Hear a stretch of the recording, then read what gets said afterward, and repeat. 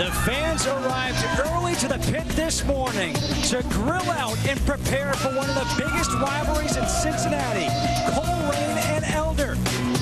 We've got Tyon Dixon for Colerain, verbal commit to Louisville. Alex Welch, a verbal commit to Notre Dame. Who's next? All of a sudden, you start to have the feeling that Tim Tebow is going to will his team to a victory. Now he throws it down the left side, has a man open.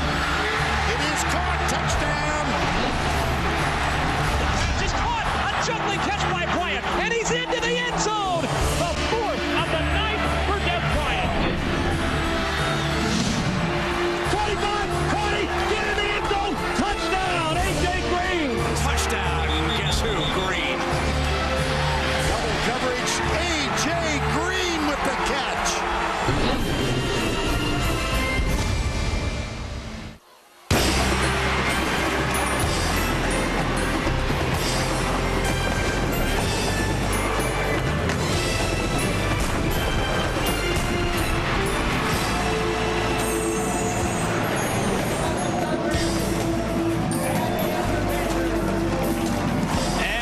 To the field come the Elder Panthers.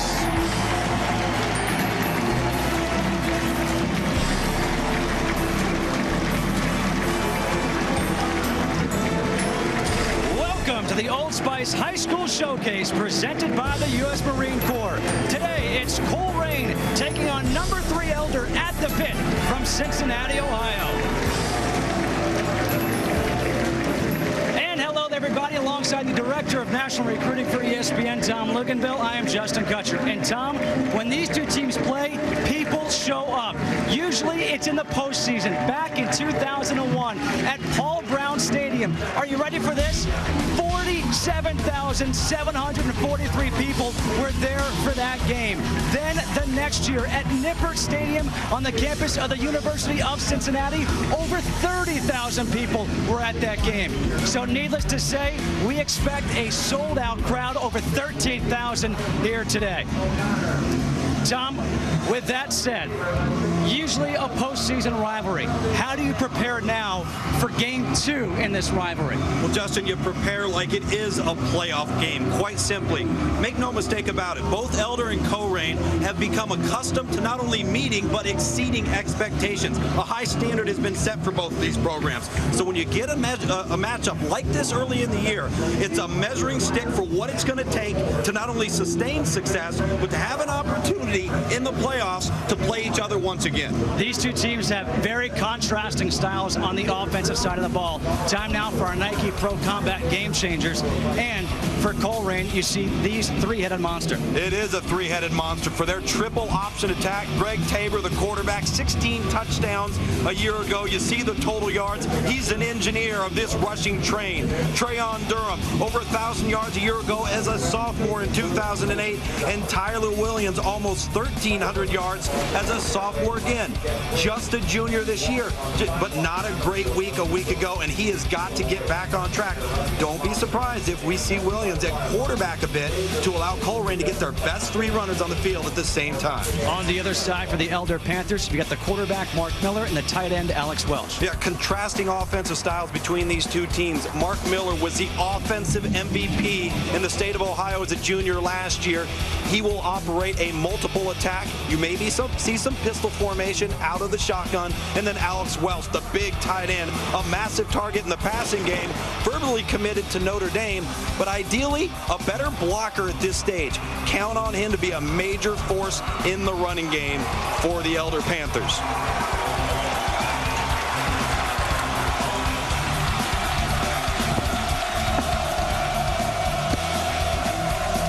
This crowd is ready. Over 13,000 people have crammed into the pit.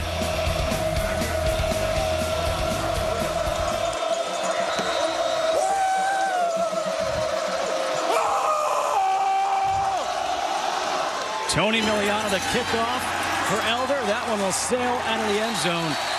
We'll start on the 20 for Colerain. Greg Tabor, the quarterback. As you see there, excellent runner, a really good athlete because of the offensive scheme and the triple option attack. He's an inexperienced passer, but has an opportunity, I believe, to become an FBS level player as an athlete type of player. Maybe a safety, maybe a veteran, a utility defensive type player. And it's pretty safe to say you're going to see a lot of run in this game for Colerain, not a lot of passing. You've got Trayon Durham and Tyler Williams in the backfield. Hand off to Durham. Nope, it's a pitch to Tyler Williams. They got me already. It's going to be all about discipline, assignment football defensively for Elder, and it's going to be about patience offensively for Colerain. Have the ability to methodically move the ball down the field in the run game. Lineups are scrolling across the top of your screen. Just Trayon Durham in the backfield right now. Quarterback Tabor keeps it, and he gets all the way into the secondary out the 39-yard line. A 20-yard gain for Greg Tabor.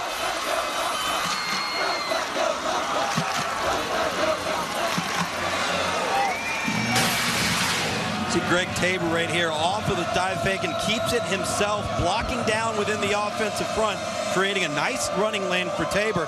Number 23, Alex Taylor on defense, has to run him down from his secondary position.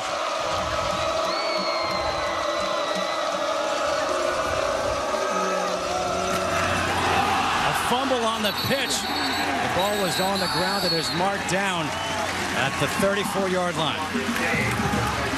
The head coach for the Colerain Cardinals, Tom Bolden, in his third season. It's a bit of a family affair there in Colerain. His brother is the athletic director. His nephew is one of the linebackers, to sophomore.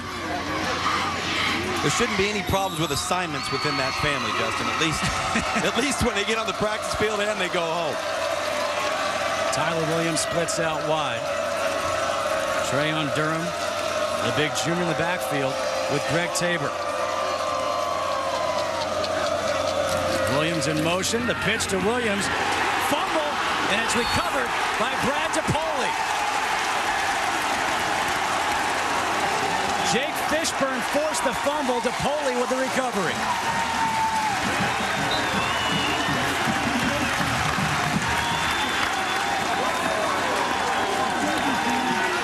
Well, Colerain brings number 1, Tyler Williams, in motion. Tabor pitches it, but number 21, Jake Fishburne, from his corner position, he completely bypasses the wide receiver he's responsible for covering, peeks inside, sees the pitch, and makes a huge play, potentially a difference-making play here in the first quarter. Ball on the 31-yard line for Elder. Mark Miller in the shotgun. They will pass. Miller going deep. His man O'Connor. No! It hits the ground.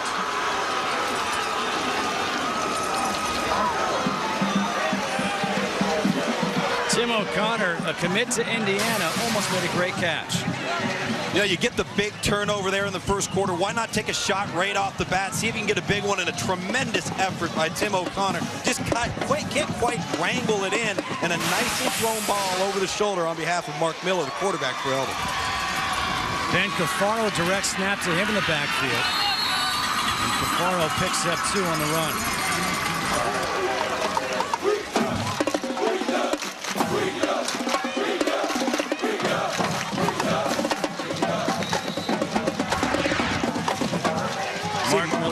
See Mark Miller there, excuse me, Justin. You know, makes a lot of plays. Isn't very big, but he's got intangibles. He's accurate. You know, you're not the offensive MVP in the state of Ohio for high school football as a junior if you're not respected by the people that you play against. Obviously, he's been a very productive guy.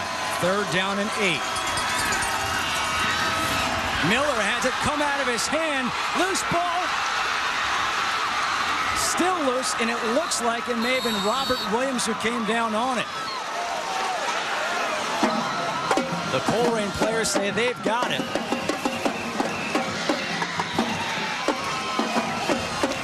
And it was Robert Williams who came out of the pile, a loss of 16.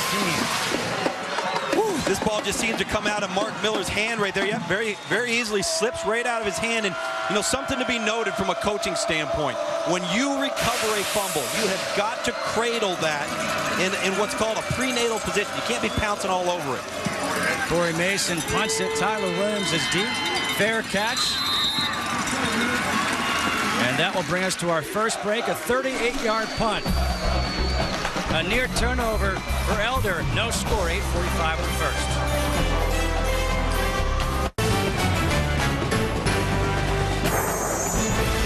ESPN's presentation of the Old Spice High School Showcase, presented by the United States Marine, is brought to you by Old Spice. Different scents for different gents. And the United States Marine Corps. The few, the proud, the Marines.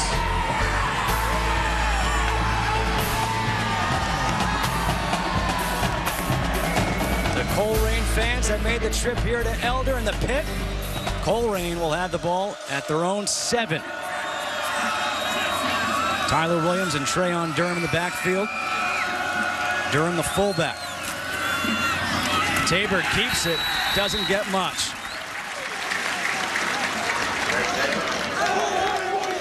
You know, this offense is so specific to assignments in detail, in repetition, and it's so difficult to prepare for it defensively, particularly when you don't see it very often. That's the big argument when teams have got to play at Georgia Tech at the collegiate level.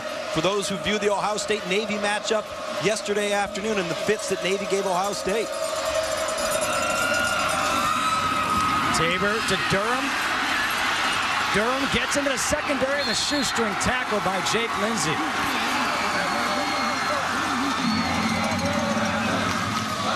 A 25-yard gain for Durham. Yeah, the soft-spoken junior doesn't run soft-spoken. He's the load of this offense. Durham's got some real weight. He's got some lower body strength. He can wear you down over the course of 4 quarters. And now this offense seems to be getting into a little bit of rhythm. Once he gets into the second level, you're going to have to really work to get him down.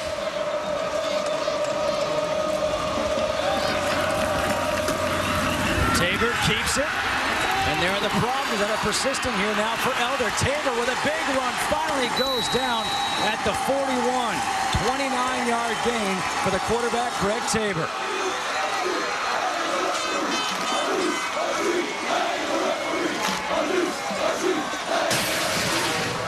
Watch the defense to your left here. Everybody collapse inside for the dive.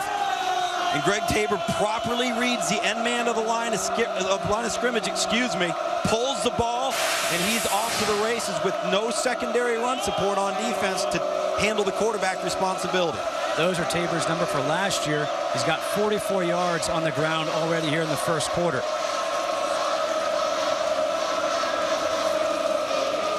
Handoff to Durham, a pickup of 1. Well, Coach Tom Bolden on Colerain's sideline said emphatically this week, we cannot turn over the football. It's what cost us a week ago in their loss to St. Xavier, which is the powerhouse program in the state of Ohio. Secondly, they've got to keep the ball away from Elder. That's why long drives like this that they can sustain keeps the Elder offense off the field, but points have got to result from these long drives. And on the flip side, Elder's defensive philosophy is bend, but don't break. Second down and 9. Tabor to throw. Complete to Williams, but that's a loss. 5-yard loss. One of those where Tyler Williams maybe say, hey, let's not catch this one. Yeah, it's the second tackle we've seen number 23, Alex Taylor for Elder, make from his secondary position. The one thing I'm noticing about the Panthers defensively, they react to the football quickly. They are on top of the ball. The minute it is run, the minute it is thrown, we got a lot of purple shirts around the ball. Third down and 14. We just saw a pass right there. Alex Taylor, his favorite athlete, Adrian Peterson. Will Tabor be forced to pass here on third down? He does, and that is incomplete. Sets up a punt.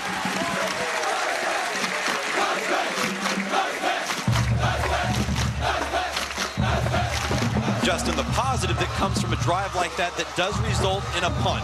I think it's Jim Tressel at Ohio State that said it best. The punt's the best play in football. It's now going to set Elder back and create a field position advantage for Colerain defensively. Greg Tabor will punt. Jake Fishburne is deep for Elder.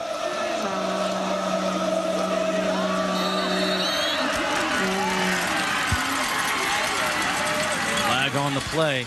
Looks like a delay of game.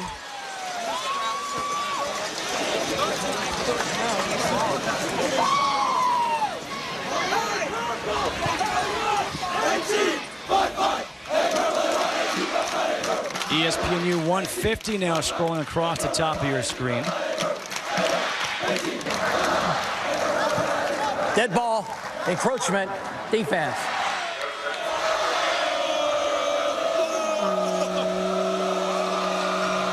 That's a 5-yard penalty, remains 4th down and still a punting situation.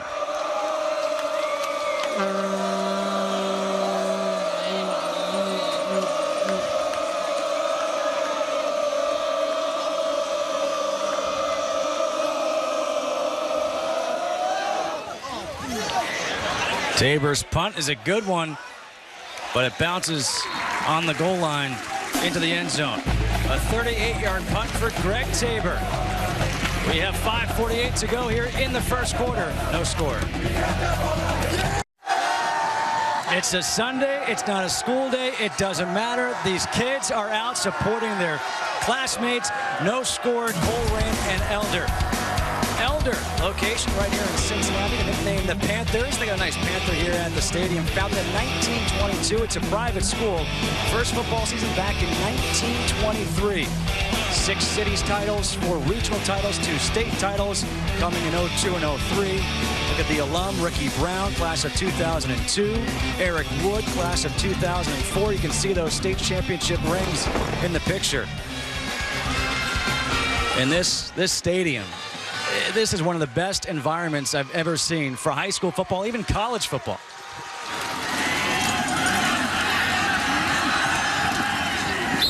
The handoff to Adam Brown, and Brown picks up 2.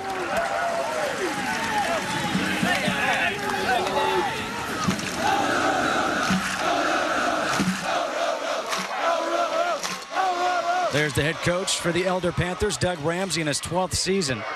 110 and 35, 2 state titles. A lot of coaches would like to have that record next to their name. He's done a wonderful job here. Obviously, you look at the surroundings, the resources he has to be successful. Tremendous amount of pride within this program. Robert Williams in the backfield with Mark Miller. Miller has plenty of room and time. Throws, and it's off the hands of Selby Chidemo.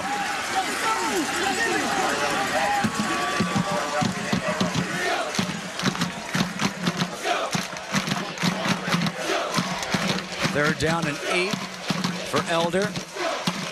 And at this point now, you got to get some yards, set up field position. You really do. And both these teams really kind of feeling each other out to this point. But they've got to at least try and get half of this back, if not the first down, from a field position standpoint, as you mentioned. Tim O'Connor near side. He's the go-to receiver. Flag on the play. It is completed. A 10-yard gain, but a flag on the play.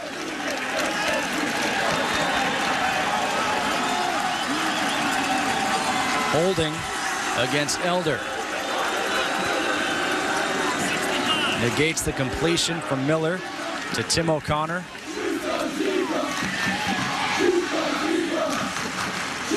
This flag thrown by the umpire, who's standing right there at the linebacker level, obviously seeing something. Holding offense. Obviously seeing something right in the interior to the left side of your screen. 62, number 65 right there. Michael McGuire, 6'3", 255-pound senior with the hold. And anytime you get locked up with your arms and their arms entangled, you're probably going to draw some hankies. Third down and 18.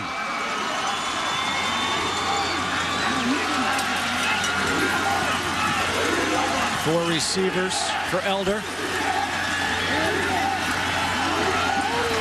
Miller buying some time, floats it up in the air, looking for Cafaro, and it's completed.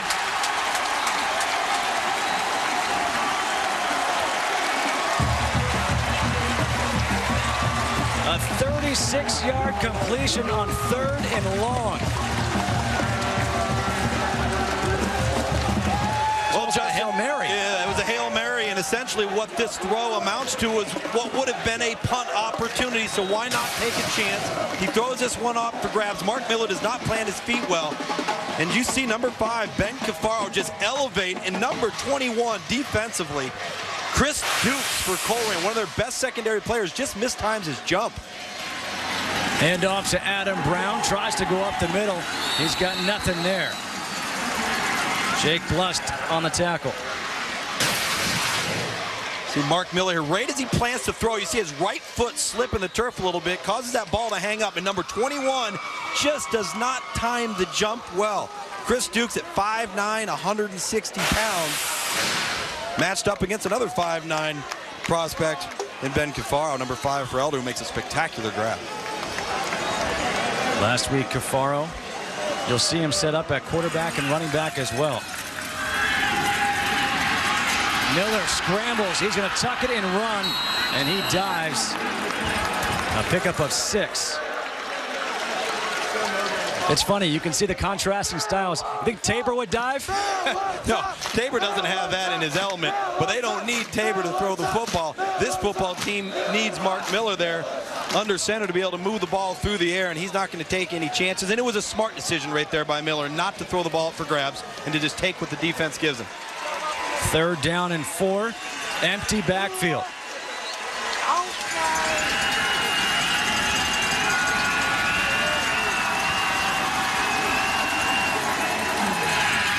Miller to Cafaro, and Cafaro gets enough for a 1st down. 6-yard gain. ESPN kicks a college football doubleheader on Labor Day. At 4, it's a battle of Big East rivals as the Cincinnati Bearcats take on the Rutgers Scarlet Knights.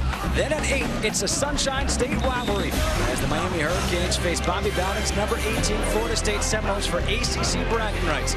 College football presented by Cars.com and college football primetime on ESPN Monday as part of Dick's Sporting Goods kickoff week. Hand off to Brown. Brown cuts it back, and Darius Godfrey takes him down.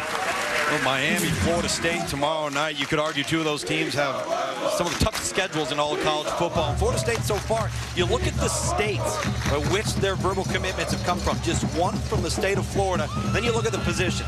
Front 7 players. That's where the best teams in college football are built, folks. Within the defensive front and the offensive front. So far, Florida State making some inroads there in the 2010 class. You can see Corey Miller on ESPNU on October 2nd.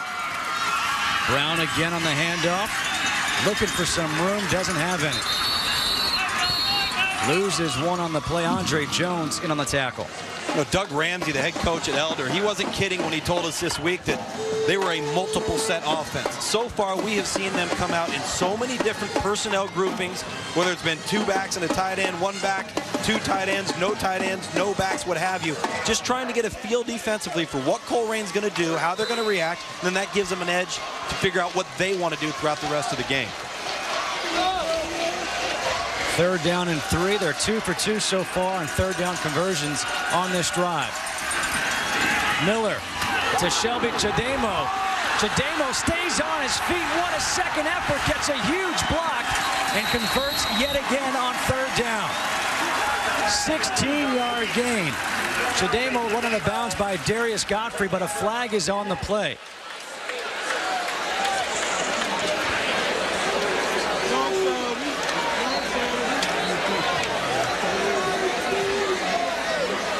We already saw 1 3rd down brought back from a flag.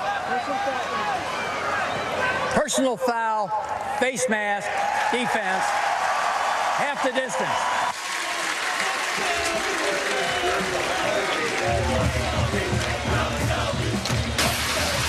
Shelby Chademo does a nice job, first and foremost, just concentrating on the football as he's absorbing the hit for number 7, Javonte Harrison there, who really just does a poor job of finishing the play. Make the tackle. It's a 1-yard gain.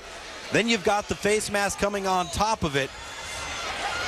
It's a double negative, if you will. And then Chademo does the rest. Does a nice job turning the corner and gaining positive yardage. Selby Chademo plays in the baseball team, hoping to play in college. 6 feet, 180-pound senior, came over to the States from Africa with his mother. Speaks 6 different languages. Got 1 on you. More than 1. You're up to 5 now, aren't you? Close. Brown and Williams in the backfield with Mark Miller. The handoff to Chademo, cuts back, but he is taken down by Andrew Smith, a loss of 2. Well, Andrew Smith has been all over the place defensively for this football team, and Elder has had a very difficult time blocking him. He's garnered some double team attention. He's really explosive. He's strong at the point of attack, and he has been in the backfield quite a few times in the first quarter here. 40 seconds to go here in the first quarter. Second and goal. 11th play of the drive here for the Elder Panthers.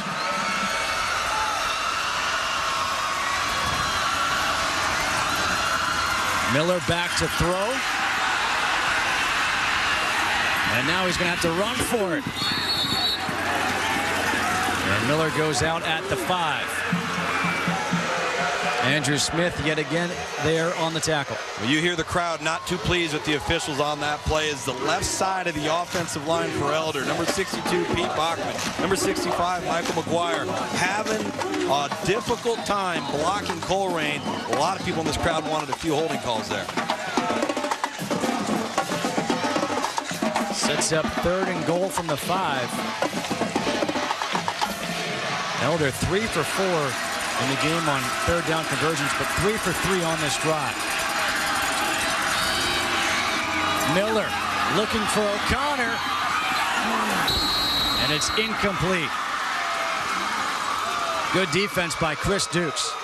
And Mark Miller's going to wish he had this throw back. If he throws this ball over the outside shoulder of number 3, Tim O'Connor, he's got himself a touchdown. Instead, he throws the ball to the inside, which plays right into the hands of number 21, Chris Dukes, who does a nice job tracking the ball, getting his hands in there at the last second. And Tim O'Connor, that's the second time we have seen him almost make a spectacular diving grab. Tony Miliano on to attempt a 22-yard field goal.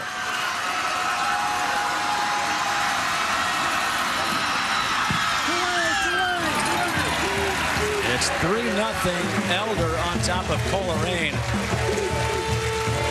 Some big 3rd down conversions by the Panthers. Leads to a field goal with 14 seconds to go here in the first quarter. The way you said that, it sounded like you were just kidding.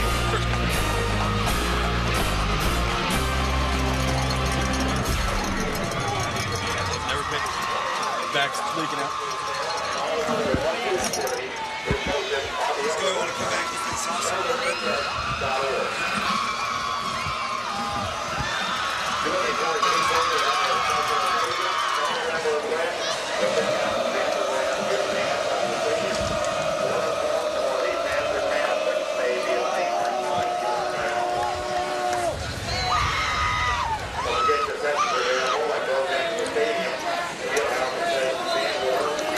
We are here at the pit. Elder leading Colerain by the score of 3-0. 12 seconds to go here in the first quarter.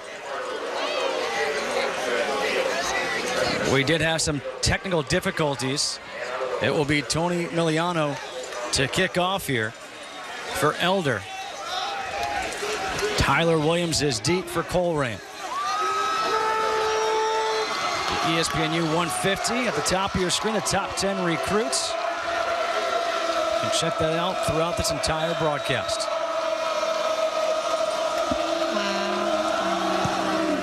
Miliano's kick. That will go into the end zone once again. As you see, the ESPNU 150, top 10 prospects scrolling across the top of your screen. You can catch all of our recruiting news on ESPN.com. As well as top 5 positional ranks will be scrolling throughout the day on the broadcast. A lot of good football players in the 2010 class. We saw a lot of good freshmen perform yesterday in college football. Have an opportunity to get on the field. Manti Te'o, the linebacker at Notre Dame. Matt Barkley, a strong performance yesterday for the victorious USC Trojans. Tabor will keep it himself. And Tabor's not going anywhere. That is the last play of the first quarter. We had a turnover, we had some big 3rd down conversions, and we had our first field goal, 3-0. Elder leading Colerain at the end of one.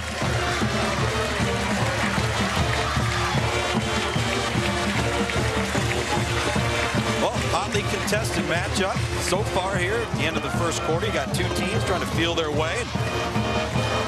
Neither team can seem to get into a rhythm, but they're moving the ball sufficiently. Luke, you were talking about some of those freshmen who performed yesterday. You mentioned Matt Barkley, what he did for USC. Yeah, absolutely. And, you know, Matt Barkley, 15 of 19, 223 yards. One of the things that I loved that they did as a coaching staff at SC is they gave him a lot of short, what I call confidence throws. He's got great personnel around him. Get those guys the ball, let them do the rest. Jacoby McDaniel, who will be lining up in the 2D, both at defensive tackle and defensive end for Florida State tomorrow night as they face off versus Miami. And Manti Te'o made his presence felt, defensively for Notre Dame a little bit, but it was the offense for the Fighting Irish yesterday that seemed to be clicking on all cylinders. All right, well, let's take a look at our Old Spice Showcase Legends. We are back here at the pit, a great environment. We are having some technical difficulties, so guess what? That's good news for you. You've got uninterrupted coverage of high school football. Elder and Colerain. Tabor to pitch, gets it off to Tyler Williams. Williams shows off that speed and dances out to the 41. A 20-yard gain for Tyler Williams. Well, this time defensively, number 26 from his corner position for Elder, Brad DePauli. He tries to do the exact same thing number 21, Jake Fishburne, did on the first series that created the turnover, but he misses. Creates a tremendous opportunity for Tyler Williams to get a huge gain on first down and get his football team almost to the midfield mark. Tyler Williams, a junior, plays basketball, member of the track and field team as well. Hand off to Durham. Durham looking for a block. He gets it. Out to the 35, taken out at the 31. 28-yard gain for Trayon Durham.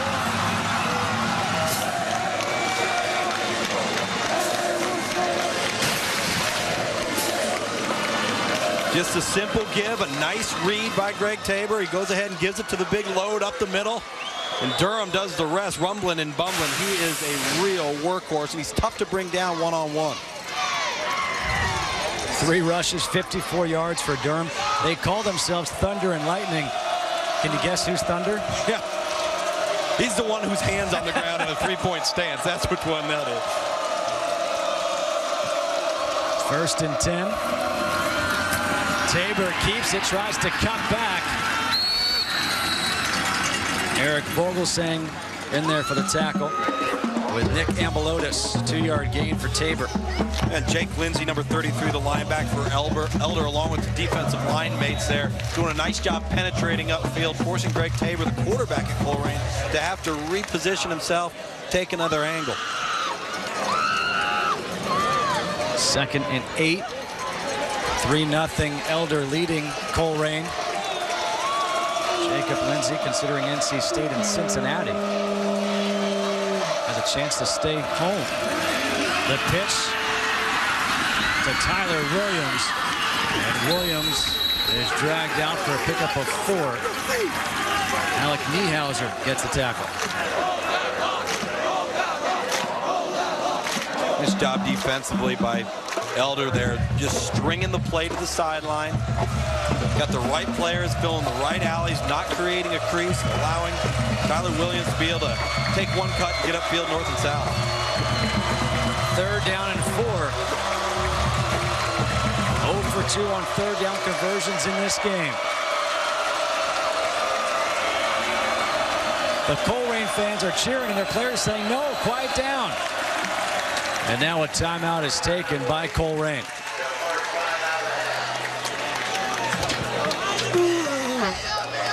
The NASCAR Sprint Cup Series heads back south for Labor Day weekend. Only 2 races remain for Kyle Busch, Casey Kane, and Mark Martin to get off the bubble and into the chase. The NASCAR Sprint Cup Series at Atlanta coverage begins tonight at 7 Eastern on ESPN with NASCAR Countdown. Telecast presented by Pennzoil. And let's go back to the studio with an update from Kevin Agandi.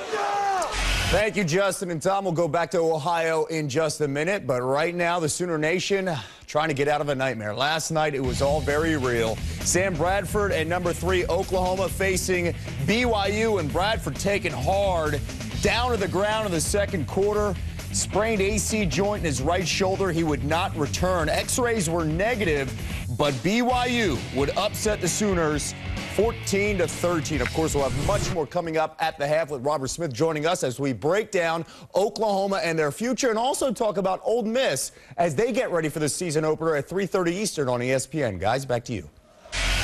Thank you very much, Kevin. Let's talk some more about that, Luke, about Bradford going down with that injury in last night's game. Well, it's not only the effect that it's going to have on Oklahoma as a ball club, having to go to redshirt freshman Landry Jones, but it's the ripple effect that it's going to have, I think, throughout the Big 12. Now, does that put an Oklahoma State team into a different role a little bit if they're not the same team down in Norman that people expected? How does that affect Texas? Could be big ramifications in Norman. And, of course, what this will do as we are 3rd and 4 with Durham and Williams in the backfield. Tabor keeps it, and he pushes ahead. A pickup of 3. He's going to be short there.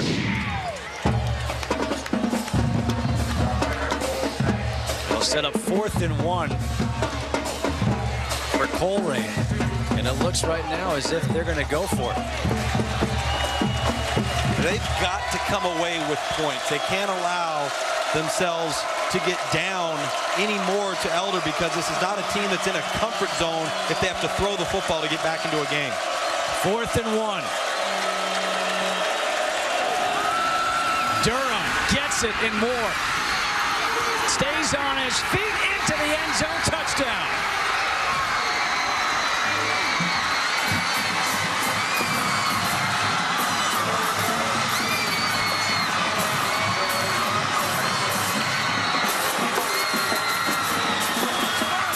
Three-yard run on 4th and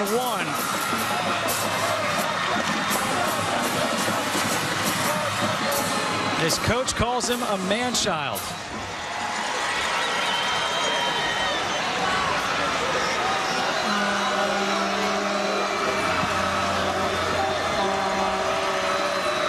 Greg Tabor, the quarterback, also the punter and kicker, will try for the extra point. 7-3. Colerain now leads Elder. Well, Trayon Durham, number 34, the big fullback. He may look like the hero here, but it's his teammate, number 18, wide receiver, right there in your screen. Make that pivotal block on the perimeter to spring him free. And then Durham, he may be a big physical back, but watch how nimble his feet are. He's able to keep those feet chopping, getting into the end zone. Huge play on 4th and 1. A big play on 4th and 1 indeed. 7-3. Colerain leads Elder.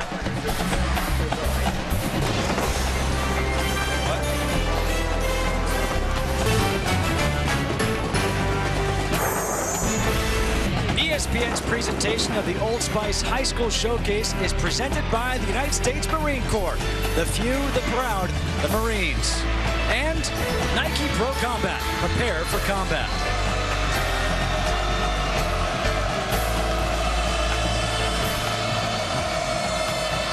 7-3. Colerain now leads Elder. That sea of red, that's for Colerain. The other side, a sea of purple, that's for Elder.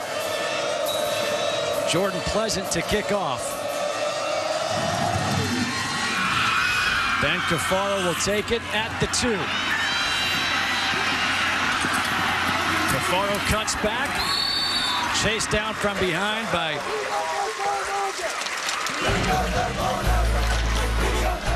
Andrew Smith. ESPN kicks a college football doubleheader on Labor Day. At 4, it's a battle of Big East rivals as the Cincinnati Bearcats take on the Rutgers Scarlet Knights. Then at 8, it's Sunshine State rivalry as the Miami Hurricanes face Bobby Bowden's number 18 Florida State Seminoles for ACC bragging rights. College football presented by Cars.com and college football primetime on ESPN Monday as part of Dick's Sporting Goods kickoff week. New stadium expansion there in Piscataway. Big crowd.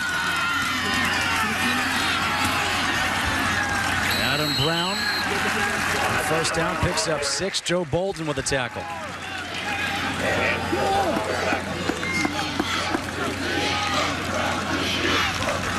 The Elder here offensively in the no huddle look. What a lot of teams call sugar huddle, where you just kind of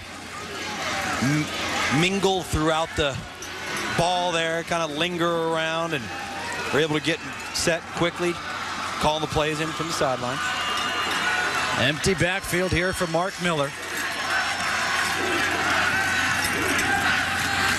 Miller looking for Selby Chademo right through his hands. Chris Dukes on the coverage. Chris Dukes also got an extra shove in on there. Chris Dukes, number 21 in the corner. I don't want to say he's been picked on, but they've gone his direction quite a few times coming into the matchup. Really feel like they've got a mismatch potential for him. And look at his hobby. And I don't mean the first one. Look at the second one. What's he shopping for? He should go with you. He could shop for some cowboy boots. He could shop for some cowboy boots and teach him a thing or two. Robert Williams in the backfield, 3rd and 4. Miller, quick throw to O'Connor. And O'Connor gets enough for a first down, a pickup of 6.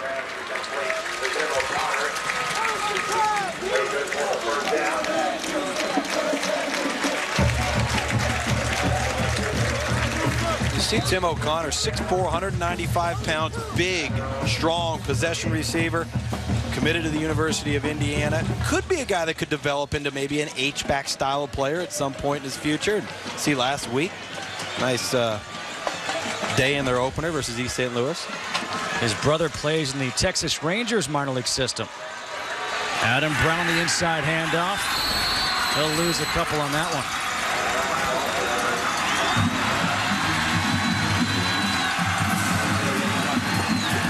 Jake Blust makes the stop for Colerain.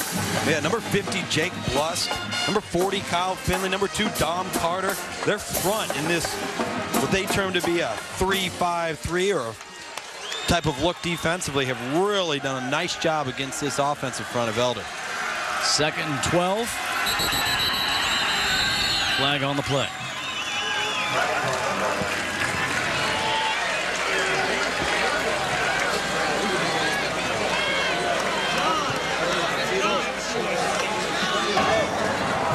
Full start. Offense.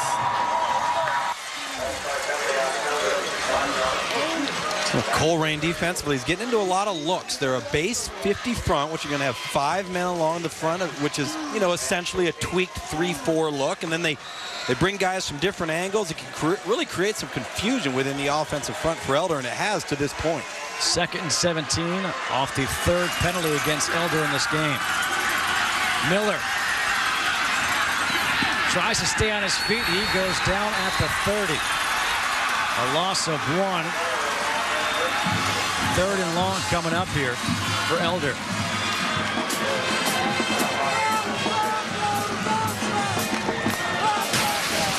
Look at the defensive alignment here. 3 down linemen for Colerain. And nice job by Mark Miller, seeing an opening, taking off and running, and then he gets off balance. And number 55, talked about him several times. Andrew Smith, just a junior.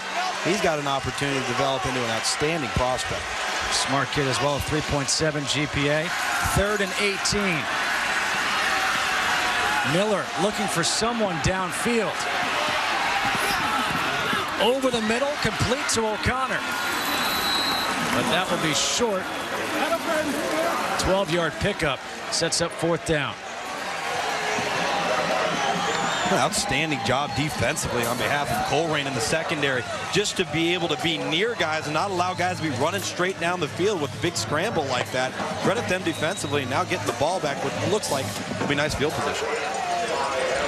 Corey Mason to punt. Tyler Williams goes back, takes it at the 7. Williams looking for some room to move. Jake Fishburne there for a tackle. A 12-yard return. 7-3. Colerain leads Elder. The Elder fans a bit quiet right now as they trail 7-3 here in the 2nd quarter. And Luke, you make a living out of evaluating high school players and projecting what kind of college players they'll be. How about Terrell Pryor? Yeah, Terrell Pryor on our air a few seasons ago. Big athlete, obviously. We know he can run. We know he can create special plays with his legs. But it's the maturation process as a passer that's going to be the difference between Terrell Pryor being a quarterback that's a great athlete or just a great athlete who's playing quarterback. And if yesterday was any indication, he's well on his way to having a special sophomore campaign. First and 10. Tabor pitches to Tyler Williams. Williams trying to get to the outside, but he meets up with Eric Vogelsang. You know, Terrell Pryor, everything for Terrell Pryor is about patience and belief in the passing game, that he can win with his arm, that he doesn't always have to create with his legs. And, I thought yesterday Jim Tressel and the staff did a great job of creating different launch points for Terrell Pryor to throw the ball from different spots. But if you keep him in the pocket, that's the question. Can he beat you from within the pocket with his arm? And I think that's what SC will test him on this coming week. 2nd and 4.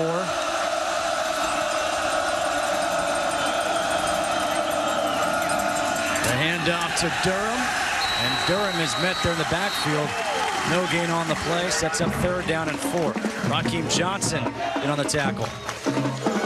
You go back to Terrell Pryor, and there were so many coaches and programs that recruited him coming out, but I can tell you this, and I talked to several coaches from several programs that thought he was a potential first-round draft choice as a defensive end. That's how special of an athlete he is, a Julius Peppers type of player. 3rd down and 4 for Colerain. Ball on the 25. 0 for 3 on 3rd down conversion so far. Tabor to pass, looking deep for Tim Sewell. And it's incomplete. Jake Fishburne almost pushed Sewell into the ball. He did, and that's not really a poorly thrown ball. He put it in the only spot where his wide receiver could get it, number 21. Jake Fishburne does a nice job just turning his hips and running with the vertical route, getting in the hip pocket of number 18, Tim Sewell. But again, that's why they call it a game of interest. He lays out just not enough, just a little too overthrown. Tabor to punt. Jake Fishburne deep.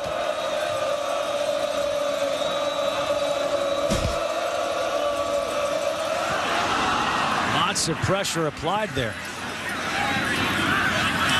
Jake Lindsey applied the pressure, did not get any fingertip on it.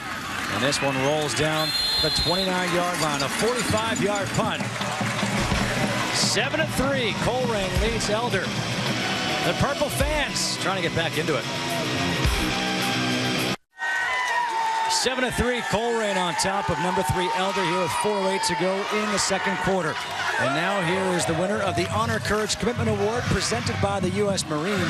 It is Pete Bachman of Elder, member of the Leadership Scholar Program, mentors inner-city students, student council vice president, plays basketball at Elder, and he is verbally committed to Indiana.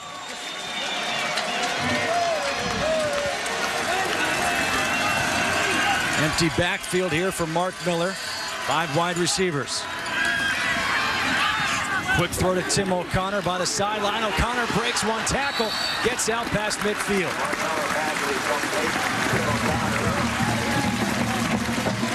A 21-yard pickup for Elder on 1st down.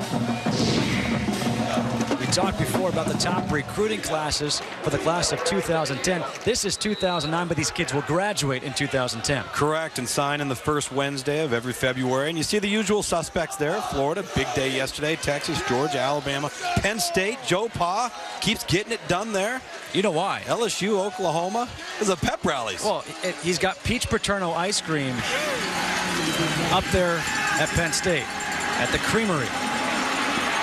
Mark Miller trying to dive towards the sideline. He stays in bounds. A loss of 2.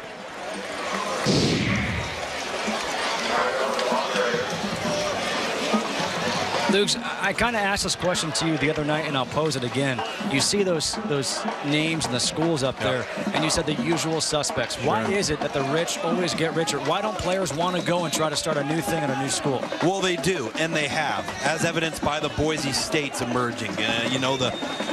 The TCUs of the world. With scholarship numbers being down, there's more opportunities for great players to go to other programs outside of the usual top 25 programs. Miller to throw. Selby Chademo makes the catch. A 6-yard gain.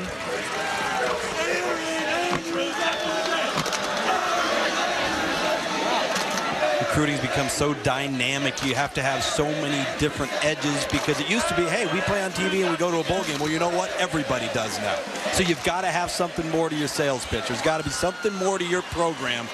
When you go out there on the fiercest market there is, the recruiting trail to be able to get the best players to come and play for you.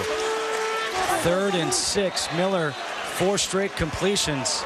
He is 7 for 11 in the ball game.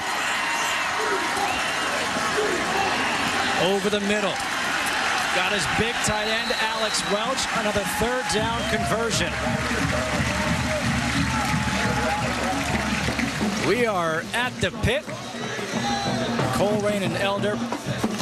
In Cincinnati, Ohio, Elder number 3. On the Rise Fab 50, Justin Kutcher and Tom Luganbill here with you on ESPN. A truly great environment here at the pit.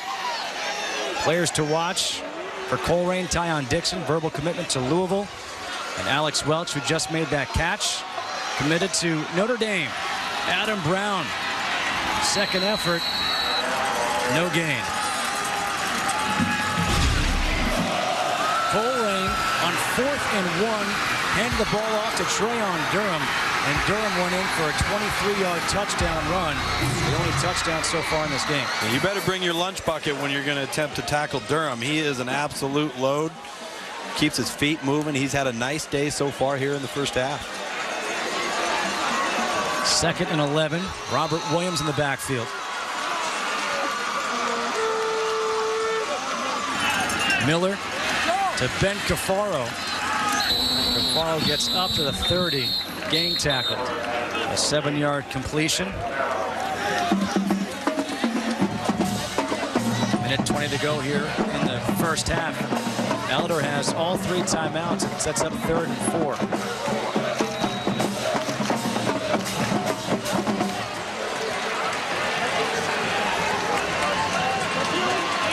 Five for 8 on 3rd down conversions in the first half for Elder. Another one here.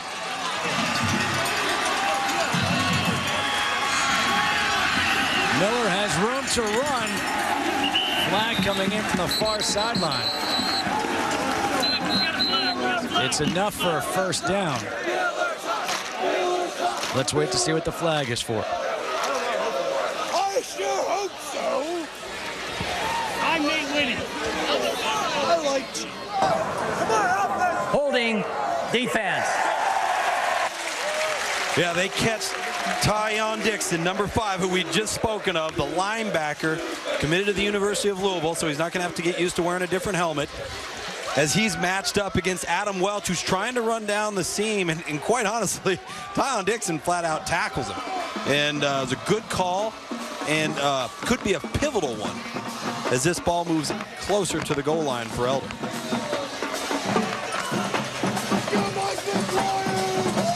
Coming up at the half, we'll check in with Kevin Nagandi and Robert Smith for the halftime report. The latest on the Sam Bradford injury. The Patriots make a trade. And number 4 USC, number 6 Ohio State preview. Well, we'll have 2 former ESPNU 150 players in that matchup. Yes, we will. Top 5 overall players in that matchup between Terrell Pryor and Matt Barkley. And to be honest with you, a whole host of other prospects on both of those rosters who at some point have been littered throughout the ESPNU 150. Holding defense, 10 yards. It's a 10-yard penalty. Ball now on the 14-yard line. Tom Bolden wants an explanation. Not going to be very happy with it. He wasn't very happy from the moment that play ended. Mark Miller looking for O'Connor. Good tackle by Chris Dukes. 3-yard completion, 2nd and 7. Timeout taken by Elder to stop the clock with 31 seconds. We had some guys in the ESPNU 150 participate yesterday and make a couple of appearances, as did many true freshmen throughout the landscape of college football in the first weekend. But Matt Barkley obviously is the big marquee name there because so many eyes have been on him. And could he handle being the first true freshman to ever start at quarterback for USC? I think he handled the spotlight well. Again, I go back to Jimmy Clausen when he was a true freshman at Notre Dame. You want to know the difference between Matt Barkley and Jimmy Clausen as true freshmen? Barkley had big-time players around him yesterday. Jimmy Clausen had a bunch of true freshmen that came in the same class with him, redshirt freshmen or true sophomores playing around him. Now what you're seeing out of Notre Dame is the maturation process of those classes, with those kids now being upperclassmen. You can see McDaniel coming up against Miami. That'll be tomorrow night. So if you're rating those two quarterbacks, do you rate one higher than the other? Personally, coming out, I think they were both very comparable. Both pocket passers, both have the arm to make all the throws, although I think Matt Barkley has a bit of a stronger arm. Again, so much of your success at the quarterback position when you move on to the next level is going to be being in the right place at the right time, having terrific personnel around you, so it gives you the opportunity to be successful. And, you know, obviously that's where Matt Barkley's had an edge as a true freshman, where Jimmy Clausen didn't. He's had to mature into that role.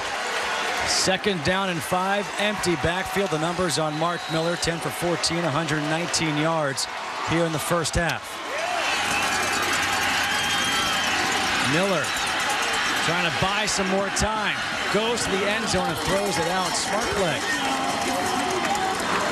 Heady play. There's nothing wrong with playing the next down, particularly when you're in a scoring situation here where you could kick a field goal. As time's winding down here to end the first half, and I like the heady play there by Mark Miller, the quarterback for Elder. 3rd down and 5. You've got 2 timeouts left. You can, if you want, try to run the ball. Do you take a chance, try to mix it up, or no? Possibly. I think if you're going to take a shot at running the ball, it's probably going to come as a draw. You want to be able to look like you're going to be in a pass set. Now with no backs in the backfield, ball looks to be going in the air. Whistle blows this play dead. Tom Bolden ran the fastest 40 yards. Timeout. Colerain. The head coach at Colerain ran the fastest 40-yard dash ever timed by a high school coach down that sideline to make that call. There is Alex Welch, and let's take a look at his ESPN Rise player profile. Nicknamed Big Al. Gee, I wonder why. Only 6'5", 245. Favorite subject is math at a 3.4 GPA. Great movie. Remember the Titans? Biggest sports thrill, catching the touchdown in the 4th quarter, an overtime game, and a verbal commitment to Notre Dame. Also plays basketball. With that big body, I'd be playing basketball too. Boxing folks out in the paint. You see Notre Dame's recruiting class thus far. And Andrew Hendricks, and we're here in Cincinnati out of Moeller High School. I think he's one of the most underrated prospects this entire class has to offer. I think it's a bit of a down year at the quarterback class, a little bit more of a developmental class. That's not to mean that prospects aren't going to be big-time players one day, but guys that maybe aren't as college ready. This kid's got a big arm. I think he could be a surprise out of this class. And Blake Luters, you see Chris Martin, the defensive end there at the top. Blake Luters is a kid that's going to be moving down into the end role, plays middle linebacker right now. He's an outstanding prospect in his own right. 3rd down and 5 with 26 seconds to go here in the first half.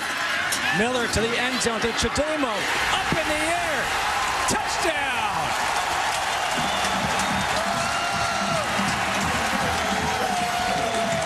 A 10-yard touchdown pass on 3rd and 5.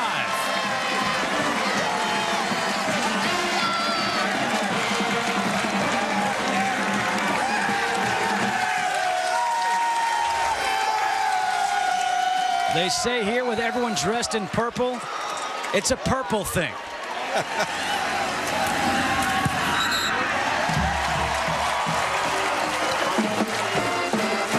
Number 21, Chris Dukes on, the corner for Colerain, really having a hard time playing the football. He's in position. He's got nice coverage, but he's not elevating and getting up to the ball, as we saw Chademo do right there. Number 1, wide receiver for Elder, and this time the ball is placed in the proper spot. Up high, back corner of the end zone. Chris Dukes, again, in position, but the maturation process as a corner.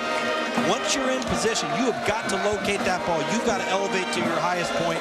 That ball should have either been intercepted or it should have been batted down. And that's not to take anything away from quarterback Mark Miller or Selby Chademo, but Chris Dukes will wish he had that opportunity back. Selby Chademo having a nice game. A nice reception on that one. 20 seconds to go. Scoring drive, 10 plays, 71 yards. Chademo on the 10-yard touchdown catch. Tony Miliano will kick off. Tyler Williams is deep. with Charles Newell. Keep in mind with 20 seconds to go here in the second quarter how pivotal that score is with Elder receiving the kickoff to start the third quarter. Once again into the end zone. They'll start at the 20. So far, Luke, we've done 2 high school games, this one being the third. We've had great ones. We've got some more fantastic matchups coming up on the ESPN family of networks on ESPNU next Friday. Hoover, Alabama versus Camden County, Georgia. How about this matchup right here on September 18th? Nick Montana, Oaks Christian against number 9 Skyline. It'll be a great matchup. 2 teams, both very well coached, both teams with good players, and both teams with 2 exciting offenses led by their high-profile quarterbacks you just mentioned. And how about Lakeland and De La Salle there at the bottom? 2 powers from opposite ends of this country. It's high school football. They'll travel 3,000 miles for that one.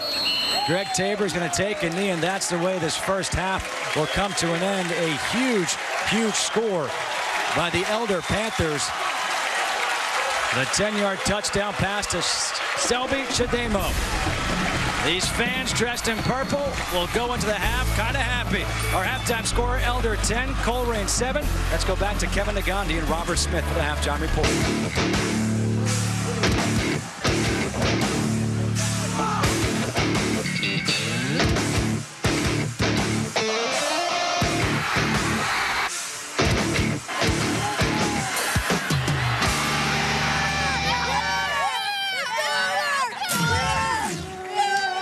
Welcome back to the Old Spice High School Showcase presented by the U.S. Marine Corps. Today it's Colerain taking on Elder at the pit from Cincinnati, Ohio. And as we get set to start the third quarter, it's 10-7. Elder on top of Colerain. These fans got here early. They are staying for this game. 13,000 people have packed the stadium here at the pit. Hello, everybody. Welcome back. Justin Kutcher alongside the Director of National Recruiting for ESPN, Tom Luganbill. And Tom, in that first half, we saw both offenses run pretty much the way we expected to. Yeah, they've operated as advertised. And for Colerain, it's been all about the run game. 150 yards on the ground in the first half. 6 runs of 20 or more plus yards. So they've been accomplishing what they like to do. They haven't been able to sustain drives. That's been the difference. Let's take a look at the highlights. First for Colerain, we talk about rushing, and this came on 4th and 1. Yeah, Trayon Durham, the big load from his fullback position, getting a nice block there from his receiver, number 18, Tim Sewell. And really, that was one of the bigger plays that sparked the Colerain offense, but it was Mark Miller, 11 of 16, 129 yards, and this touchdown to Selby Chademo, number 1, his target in the back corner of the end zone. And it's been Elder, 7 of 10 on 3rd down throughout the day in the first half. Has really been the difference between Elder sustaining drives and Colerain's drives coming to an end. And you look at the passing yards, the discrepancy there, but it's evened out by the rushing yards. Exactly what we expected, but there you go again. What you said, 0 for 4 third down conversions for Colerain, 7 for 10 third down conversions for Elder.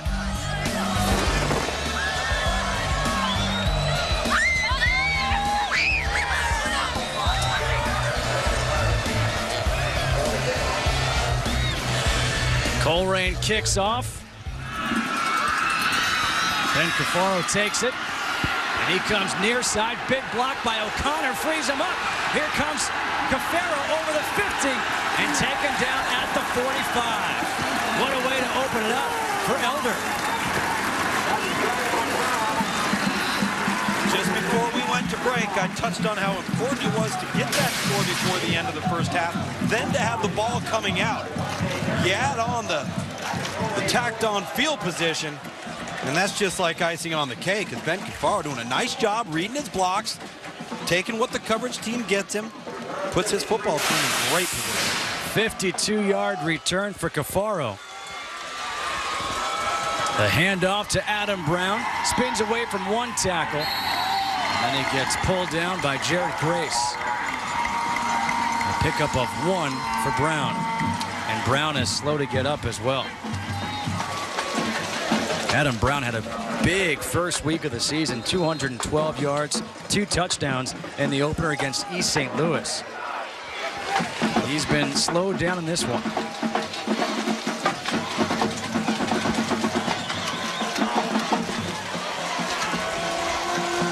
Brown just 9 rushes for 16 yards in today's game. Miller passes off to Robert Williams. Williams gets shoved out by Chris Dukes. 8-yard gain. It'll be 3rd and 1. Elder here offensively spreading the field, getting their backs involved, try and get them in one-on-one situation with a linebacker in space, as we saw right there. And Chris Dukes, number 21, the corner, actually having to come up and make the tackle from his secondary position. What do you expect here in the second half on offense from Elder? Elder has got to remain balanced. They can't just throw the football. They're going to have to keep this defense for Colerain guessing and sustain drives, continuing to convert 3rd downs. Hand off to Brown. Gets the 1st down and pushes the pile. Still on his feet, no whistle. Finally, a 7-yard pickup. Those were 7 hard yards earned by Adam Brown. Well, they certainly were, and you watch Doug Ramsey, the head coach for Elder, who also doubles as the offensive coordinator, showing some excitement and enthusiasm as he sees his offensive front really take it to the defensive front 7 of Colerain on that play for a key 3rd down conversion. Elder came into the season number 3 in the country. Their opener, they beat East St. Louis 49-28. They're on top here by 3 as we are just underway in the second half of this ball game. Miller to pass. Looking for O'Connor in the end zone. Touchdown!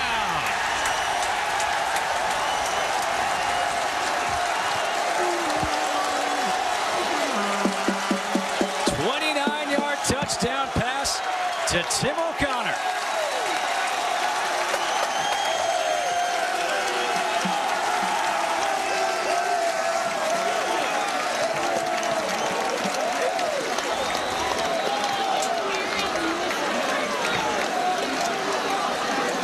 Tony Miliano on for the extra point.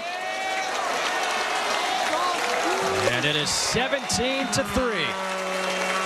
Well, Elder really likes what they've seen in their matchup versus number 21, Chris Dukes. This was a matchup of discrepancy. Tim O'Connor, 6'4".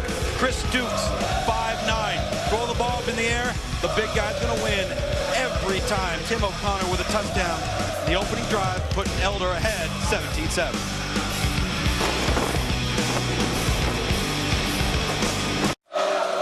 Mark Miller puts his team up by 10 with his 2nd touchdown pass of the afternoon. 4 plays, 45 yards, a 29-yard touchdown pass to Tim O'Connor. Tony Miliano will kick off. Tyler Williams is deep. No play on that one. Here is the winner of the Honor Courage Commitment Award presented by the U.S. Marines. For Colerain, it is Tyler Larsh, senior guard, team captain. Received 2 reconstructive knee surgeries freshman and sophomore year. Came back to be a team captain. Favorite subject, this guy must want to be a doctor. AP Biology? Biology is not enough. It's got to be AP. It's got to be AP? Huh? Wow. I'm really interested to see how patient now Colerain will be on offense now that they are down by 10 points. Tabor the handoff to Williams, and he is stood up by Jake Lindsay and Eric Vogelsang, a pickup of 1.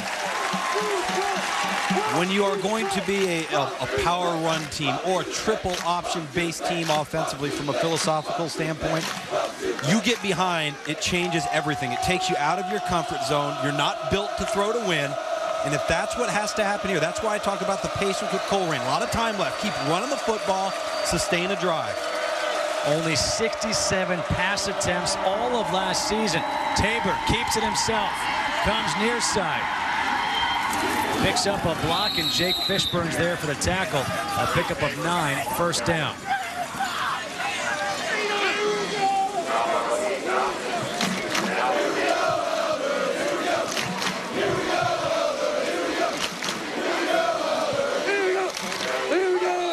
Again, looking at the top of the screen. Top 150. And also the top 5 players in each position. You see Philip Sims up there. He was on our air a couple of weeks ago. Durham. Good tackle by Vogelsang. Eric Vogelsang, 6'1", 195. He's got 7 tackles now in this game. Yeah, and the offensive front for Colerain could not get off to the second level, the linebacker level, and get a hat on a hat, allowing Vogelsang to just really have a beeline to the ball carrier, and he makes the tackle upon contact. Likes Dwayne Wade. How about, I don't know, someone like Ray Lewis? Brian Urlacher? Brian Urlacher. 2nd and 9. Tabor looking to pass, rolling out.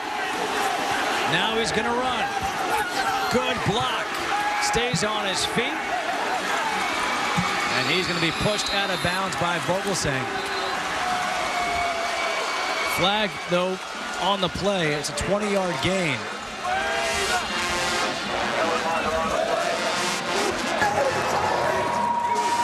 Holding.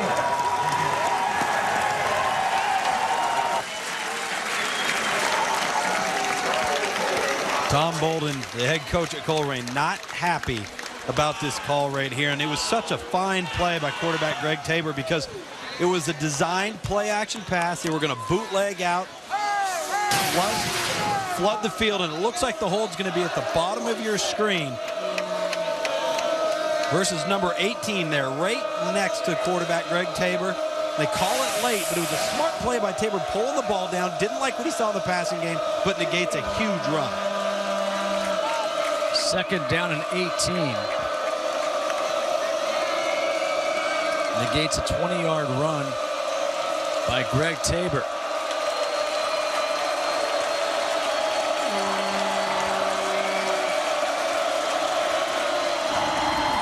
Hand off to Durham. Durham once again getting out to the secondary. Not easy to be taken down. 10-yard pickup. Brad DePoli pushes him out. Well, this time, Trayon Durham doesn't get the same blocking on the perimeter on behalf of his wide receivers to help him spring into the second level and possibly get down the sideline. Play selection, 23 rushes, 2 passes. Trayon Durham now 88 yards on the game on just 7 carries. 3rd down and 8. These fans here at the pit, the 12th man making some noise. Durham gets met and pushed backwards. Wow, what a defensive stand that was. Jake Lindsey with the initial contact. Corey Mason there as well. Now, obviously, both teams going at halftime. They make adjustments. But the quick strike offensively for Elder in their first series allowed this defense for Elder that's penetrating very well defensively, particularly within their interior front, to not have to play tight. They've got another touchdown on the board. Play relaxed. Tabor almost muffs the snap. Line drive kick to Fishburne, who slips and goes down at the 47. An 11-yard return, 17-7. Elder on top of Colerain.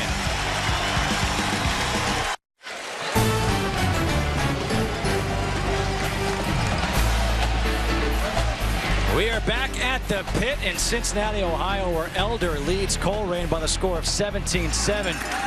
A direct snap to Ben Cafaro, and that is going to be a loss of 5 yards.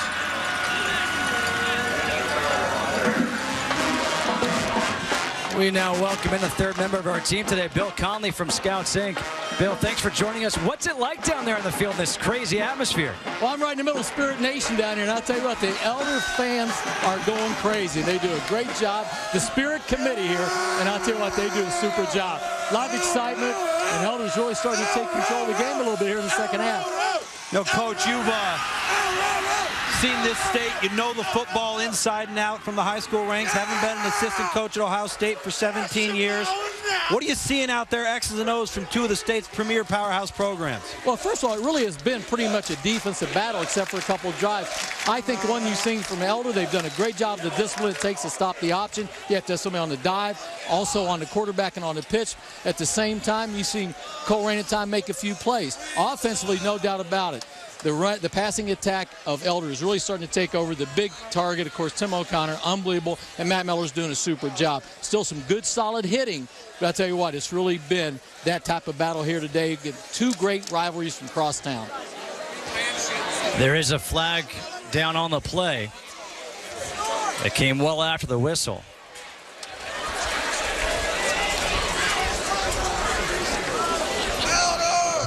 We'll wait to get the ruling.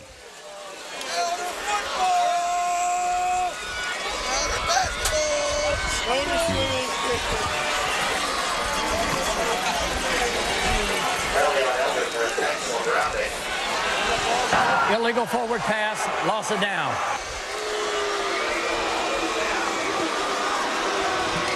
Big call with the loss of down and backing up Elder here a little bit. Coach, as far as Cincinnati is concerned, in terms of the state of Ohio and the caliber and strength of high school football, overall recruiting and athletes, where would you rank Cincinnati in comparison to other areas of this state? I think really the Cincinnati area, along with the Cleveland area, are probably the two strongest, and Central Ohio's not bad also. But what they have down here in Cincinnati, they've got a great mix of some fine private schools and some public institutions, and some great players historically from this area. Miller tucks it. He's going to slide down. A 2-yard gain. And that'll bring up 4th down.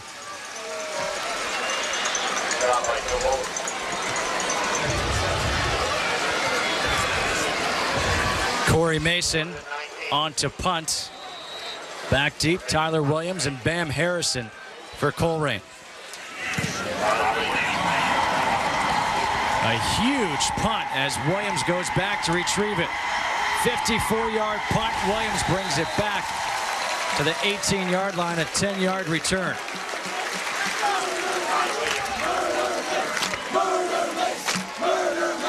Hey, Bill, how about the top recruits in Ohio as we take a look here? Jordan Hicks, Darrell Baldwin.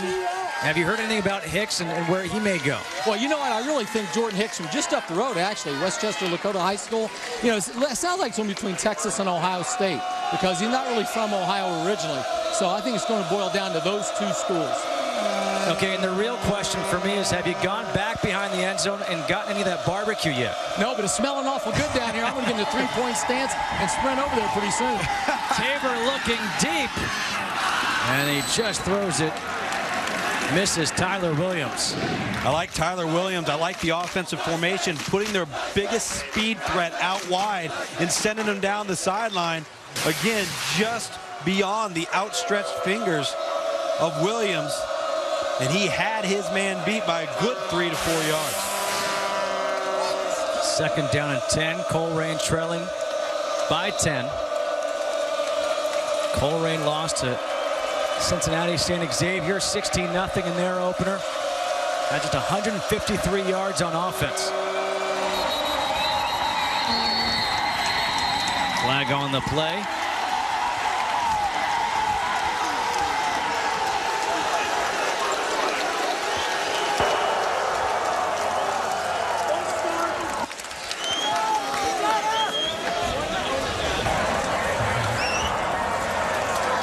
Dead ball, false start.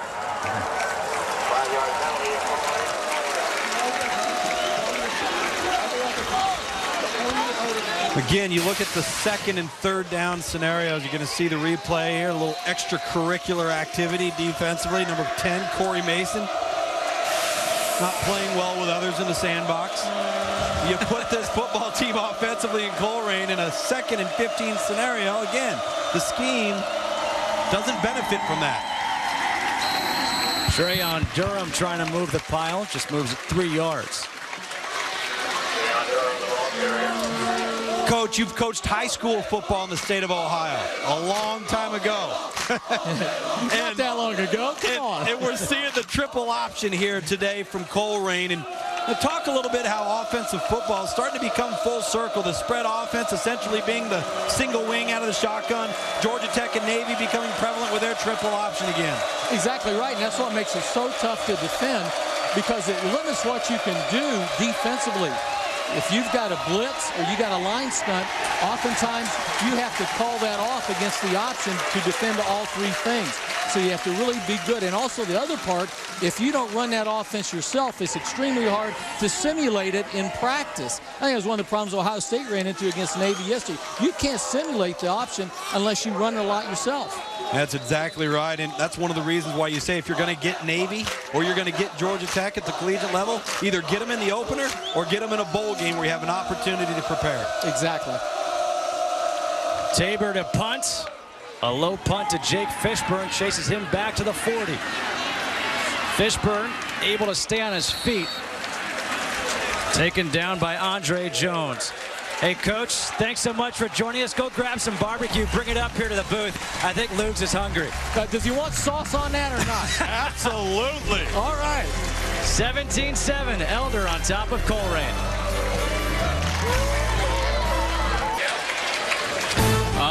Grilling hamburgers, some hot dogs in there. It's 17-7. Elder on top of Colerain. 5:23 to go. Do you want cheese on that? You 2 slices.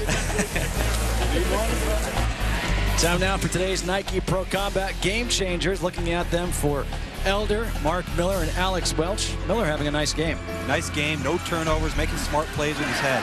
Completion to Cafaro. Cafaro down the near sideline. Hit out of bounds by Darius Godfrey. 19-yard gain on first down.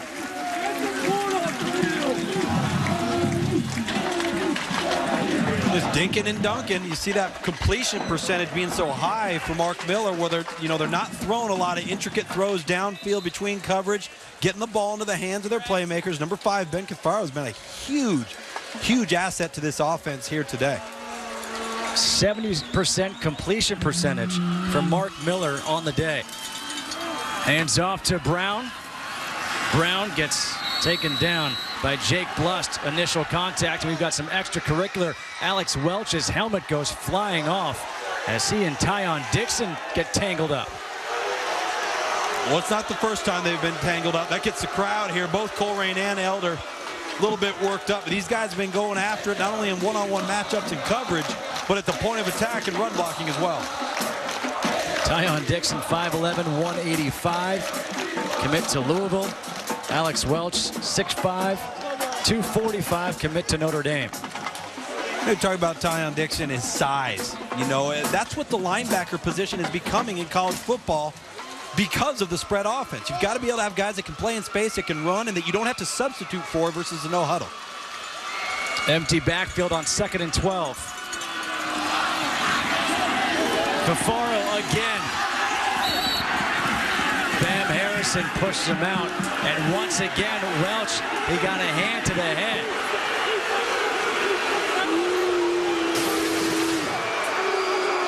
Watch Welch right there. These two are getting after it. Tyon Dixon, Adam Welch. You're not in it, right? The officials now have got to take control of this matchup between these two players and start recognizing hands to the face, both on behalf of Welch and Dixon in regards to what is and what is not allowed by the rules. Officials timeout. A piece of Welch's helmet came out. And we talked about this rivalry at the top of our broadcast being a postseason rivalry. These teams meeting in the playoffs. Now they're meeting in the regular season. It's the first ever trip for Colerain here to the pit. You've got all the Colerain fans on one side, that sea of red. Then you've got the sea of purple on the other side. You look at this series history. The last win for Colerain was back in 2004. Elder leads the series 5-4, but in 1995, Colerain had to forfeit afterwards because of an ineligible player. So if you speak to people on the Colerain side, there's an asterisk. They say they're 5-4.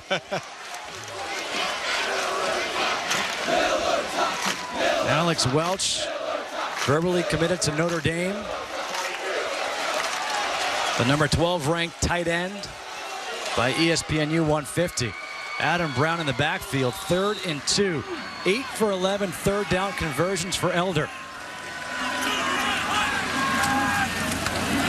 Brown takes the handoff, and there to stuff it is Dom Carter. Dom Carter was not fooled at all, a loss of 1.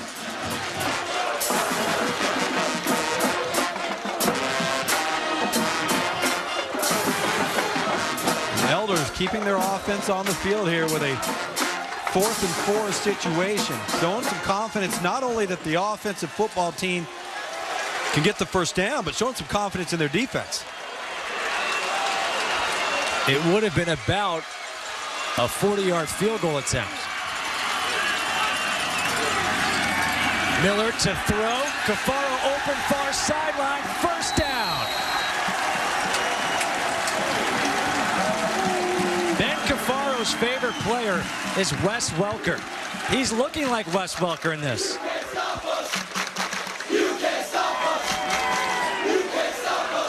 Well, what's happening here offensively is they are picking and rubbing off inside, out in the flat, and instead of playing this off between the three defenders, they're playing man-to-man defense, and Colerain's getting caught up by what's called a quote-unquote rub. Rub off the defenders, free the inside receiver. In this case, number 5, Ben Cafaro in the flat. Nobody around him in coverage. Cafaro now in the backfield. He's got 6 catches in the game, 3 on this drive.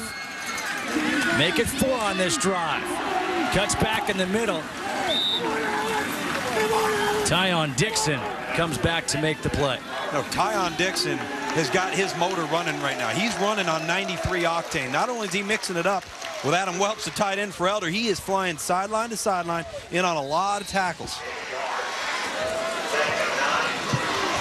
A 3-year starter, Tyon Dixon. Verbal commitment to Louisville, 5'11", 185 pounds. His favorite food, anything from Grandma Karen. I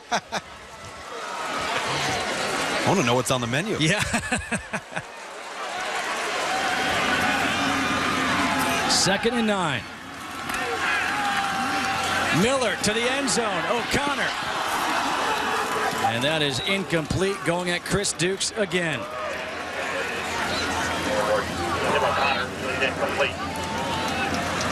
We are at the pit in Cincinnati, Ohio, the home of Elder, taking on Colerain. Justin Kutcher and Tom Luganbill here with you on ESPN. The players to watch out, well, they've been getting tangled up in this series. Tyon Dixon for Colerain and Alex Welch for Elder.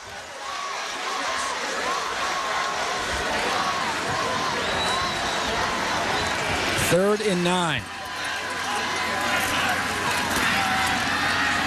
Miller. No flag as the ball is floated to O'Connor. O'Connor gets wrestled down by Andre Jones. Pickup of 9. This could be very close. They've all been through the air for Elder on the fade route right here. Doing a nice job, and then down the sideline to Tim O'Connor, number 3, a big target, 6'4" versus the 5'9" Chris Dukes.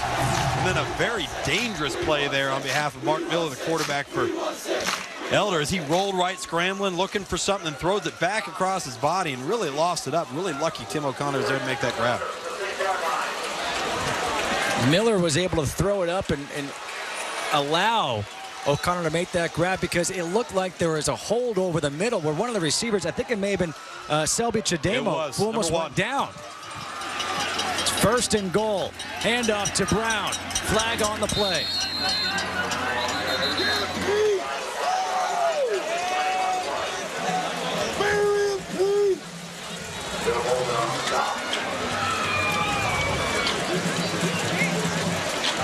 .141 to go here.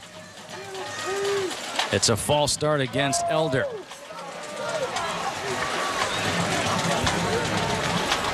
Again, Doug Ramsey, the head coach, also serves as this team's offensive coordinator. They've done a lot of nice things. They've mixed it up, kept Colerain guessing with a lot of different personnel groupings, different formations, and they have caught them several times in man coverage situations with the right play call offensively to create some confusion and get guys open in space.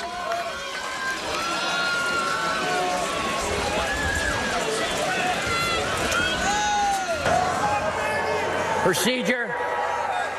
Elder, repeat the down. First and goal from the 11. Empty backfield here for Mark Miller.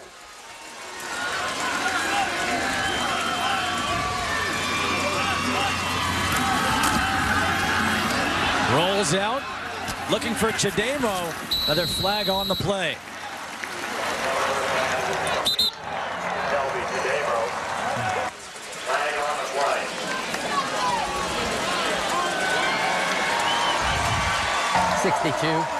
Holding 62. Now, Doug Ramsey, the head coach, is so upset right now with Mark Miller because there was pressure from the left side. Tyon Dixon blitzed off the edge, which left the hot receiver, Ben Cafaro, number 5, their main target in this game, wide open in the flat with nobody covering him. I think Doug Ramsey expects his quarterback to see that.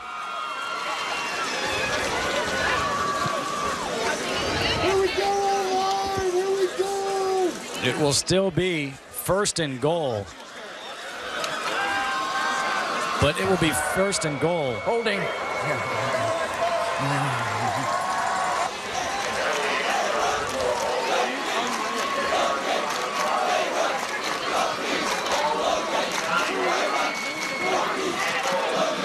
Right now they have it marked at the 29-yard line. We have some committed face painters here in attendance today. We have full body painters here today. Adam Brown in the backfield with Miller. Quick pass to Cafaro. There's Tyon Dixon once again, wrapping him up, a 2-yard pickup.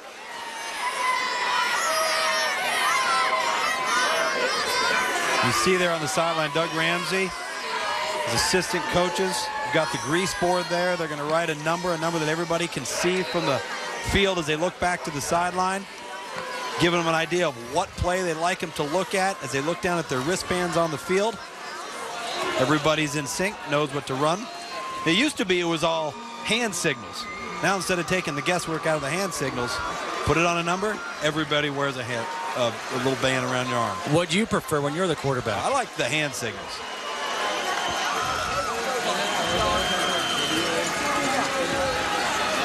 Miller up the middle. This time he gets hit hard.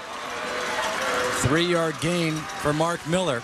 You know, by having the wristband on all players on offense, you eliminate any issues with noise, crowd problems, trying to call the play at the line of scrimmage. Then it just comes down to snap count, but everybody's in sync and on the same page. That will be the last play of the third quarter. 17-7. Elder leading Colerain. The fans that have made it inside, and even some fans sitting on a porch overlooking the field. Touchdown to Tim O'Connor. 17-7, Elder on top.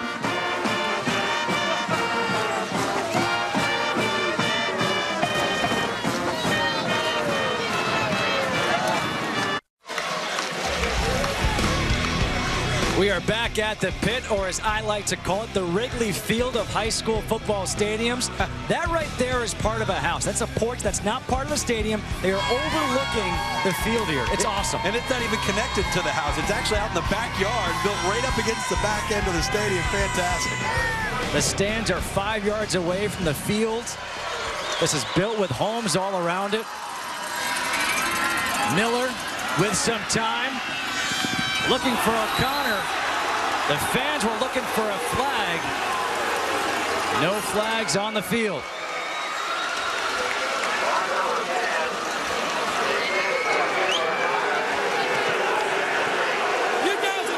See number 28, Andre Jones. In coverage on the back of number 3, Tim O'Connor. Mark Miller rolled out to his right, really throws a nice ball. And you can see that in slow motion. The officials don't see it in slow motion. I can see that not being called. I can also see it being called. Tony Miliano for a 41-yard field goal attempt, but now we've got a flag on the play.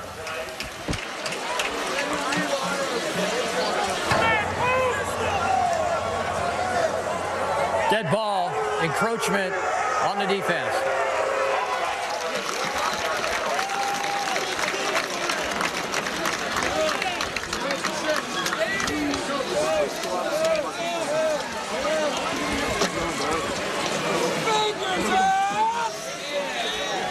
Now a 36-yard field goal attempt for Miliano.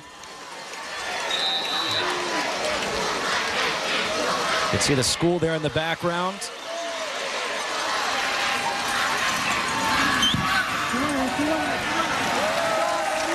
And that is good. Miliano is now 2 for 2 on field goal attempts. He increases the lead to 20-7. Those fans, they don't have to pay for tickets. They just watch and enjoy the action. 27, Elder on top.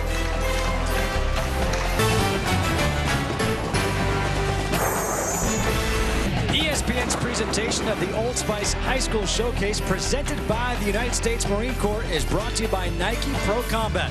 Prepare for combat. Old Spice, different scents for different gents. And Gatorade. It's the heart, hustle, and soul of the game. That's G.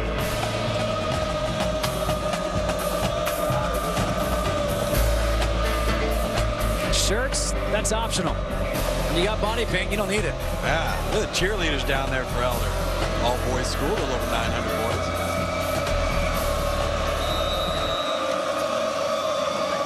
Tony Miliano will kick off.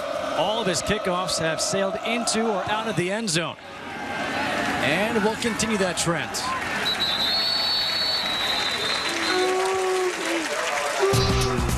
Colerain, founded in 1925, 2,100 students.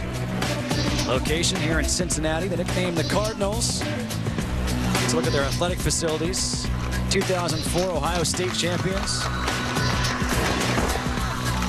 And their fans who made their trip over here, not too far, about 13, 14 miles. They're trying to get their team into it. Durham in the backfield. Tyler Williams split out wide. Tabor looking for Williams, now tucks it and runs. Good block. And finally, Tabor is dragged out by Brian Riestenberg. 21-yard gain.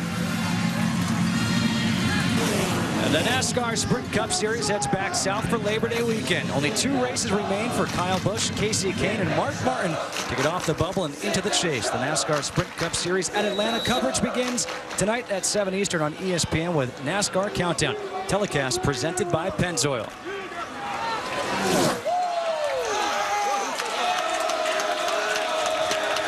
.11:37 to go here in the fourth quarter. Williams and Durham back in the backfield. Tabor keeps it. Tabor stiff arm against Vogelsang.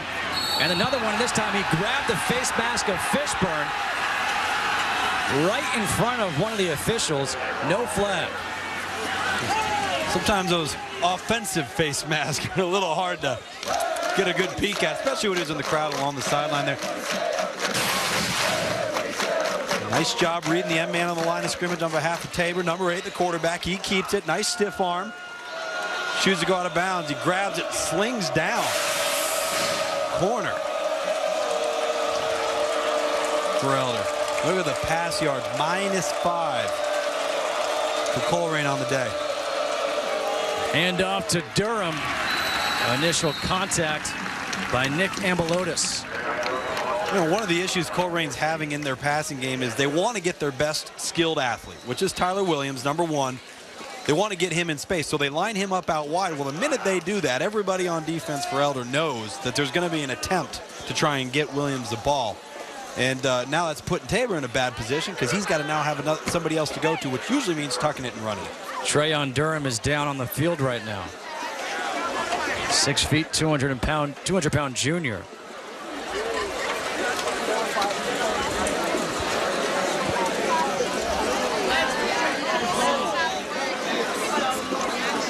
Durham had the big touchdown run, the only score in the game so far for Colerain.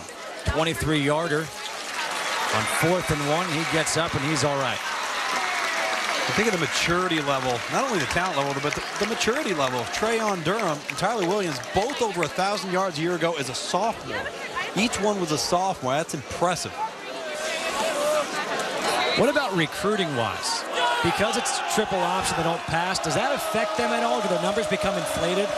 I don't think so. I think you're going to evaluate a running back on their ability to run the football, the things that they can do. And both of these guys obviously have got some unique traits.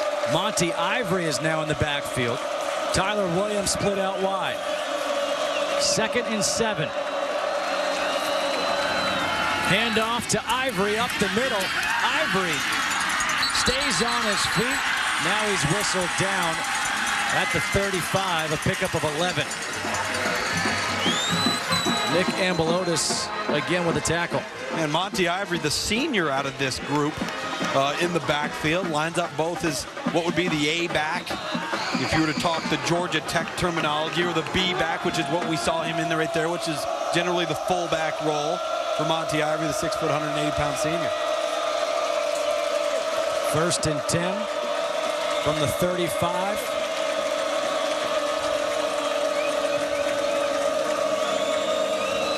Tabor to pass, looking deep for Williams. Williams with his speed can't catch up to it. He had Brad DiPoli beat.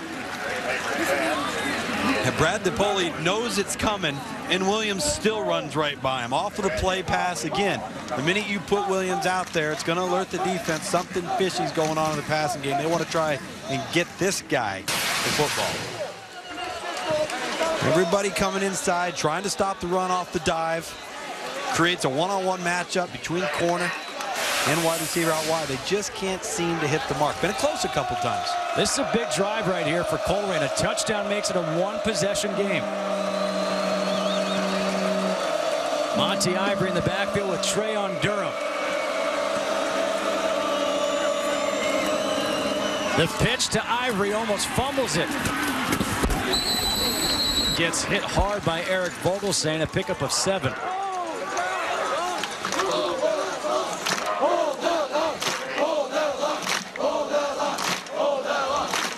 Bend but don't break. That's a philosophy for the Elder Panthers defense. You look at the no third down conversions throughout the day, and right now the time is on Elder's side. If they don't give up a big play in the passing game, they control this football game defensively, because Colerain will have to earn it on the ground. 3rd and 3. Tyler Williams back in the backfield with Trayon Durham. Tabor tries to get rid of it. Ball is loose.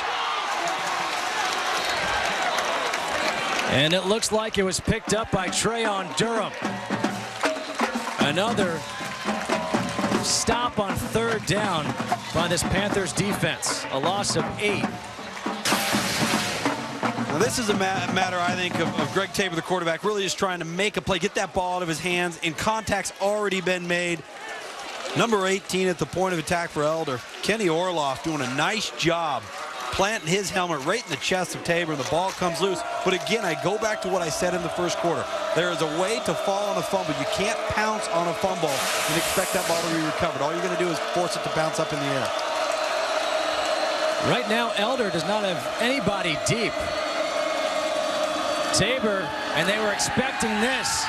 A throw downfield, and it's dropped in the end zone by Tim Sewell.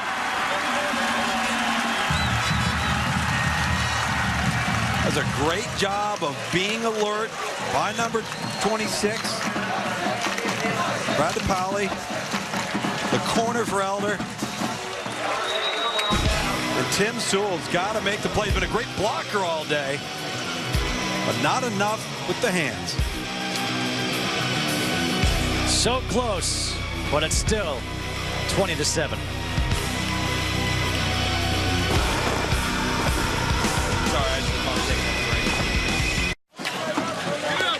9:26 to go here in the 4th quarter. Elder leading Colerain by the score of 20-7. ESPN kicks a college football doubleheader on Labor Day.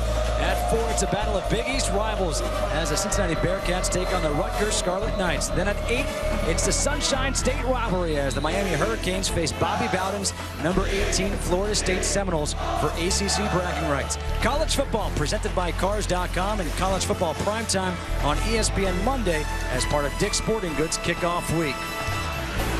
You look at those 2 games we have on there, Eric, tomorrow. How about the contrasting styles we'll see from the teams up north versus the teams down south in Florida? Well, the teams down south in Florida obviously have a natural, I guess you could say, edge in recruiting just due to population alone. And those teams up north are starting to inch their way down in recruiting and recruit a little bit more southward. Adam Brown on the carry. Brown picks up 5 on 1st down. Now we look at the top 150 by state, the most ESPNU 150 prospects. Yeah, and you look at the top 3, Florida, Texas, California. That's simply a result of population. The higher the population, the higher the enrollments, the more opportunities you have for kids to go out and the better athletes you're going to have from a coaching standpoint. It's been our belief at Scouts Inc. that the southeastern portion of the United States as a whole, whether it's Mississippi, Alabama, Georgia, the Carolinas, obviously Florida, encompasses the greatest amount of athletes, speed, and athleticism. And, you see so many programs. Rutgers going to be playing Greg Schiano. He's going to dip down there in Florida. He understands it. He knows those types of players can help the roster, and they can't all go to Florida State, Florida, and Miami. Chris Vasilovic, he comes off the field. Got injured on the last play, 6'2", 280 pounds. I'm going to put you on the spot right now. We talked about those 3 states, most players to choose from. How about the smaller states? What's the best smaller state, smaller population to choose from? That is a really tough question. I'm going to give you a state that's underrated, and that's Virginia. All right. Virginia is a highly underrated state. Fake handoff given to Cafaro, and Cafaro goes ahead to 45-yard line, a pickup of 3. Hey, Coach, we're once again joined by Bill Conley down on the field. How difficult was it for you to go down to Florida and recruit from Ohio State? It was very difficult at the beginning, but what you have to do, you have to get a few good recruits, and if they have a good experience, they play well, they get a good education, they go back and they become your best recruiters. So it took a few years, but you have to have good, strong out-of-state areas, and we were able to do that. It took a lot of hard work. Ben Cafaro in the backfield with Mark Miller. Handoff to Cafaro, gets met in the backfield by Andrew Smith. A loss of 2 on the play. And Coach, you know, in the early days, what was your recruiting pitch when players weren't sold yet, when you had to go down there and convince them? That's a good point. I think, first of all, here's one thing.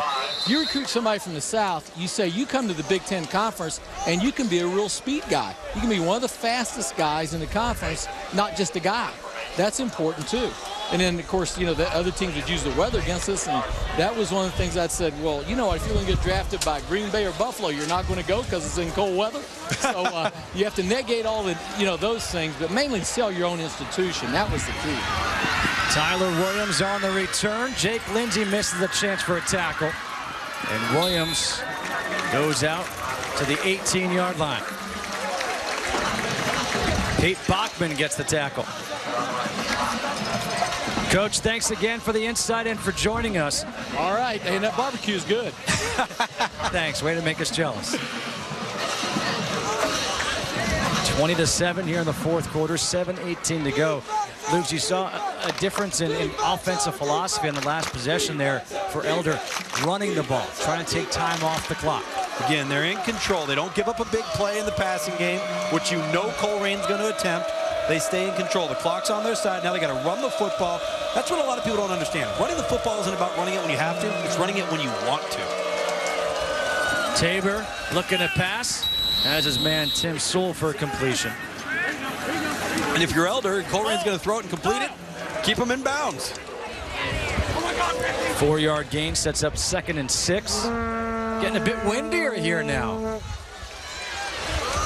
Bringing that barbecue smell right into the press box there, Justin. Look at you, just thinking about food all the time.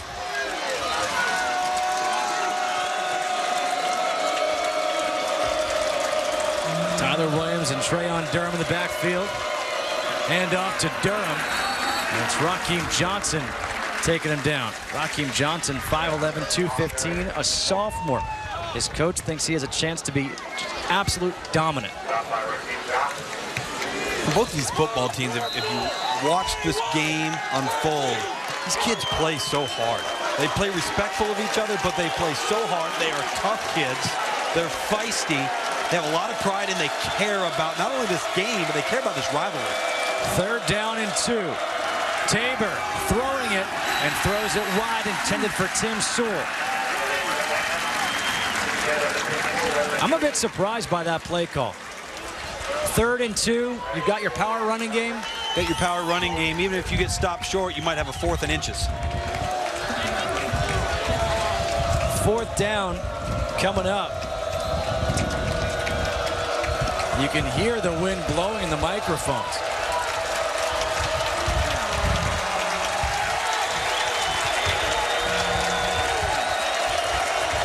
Colerain's going to go for it.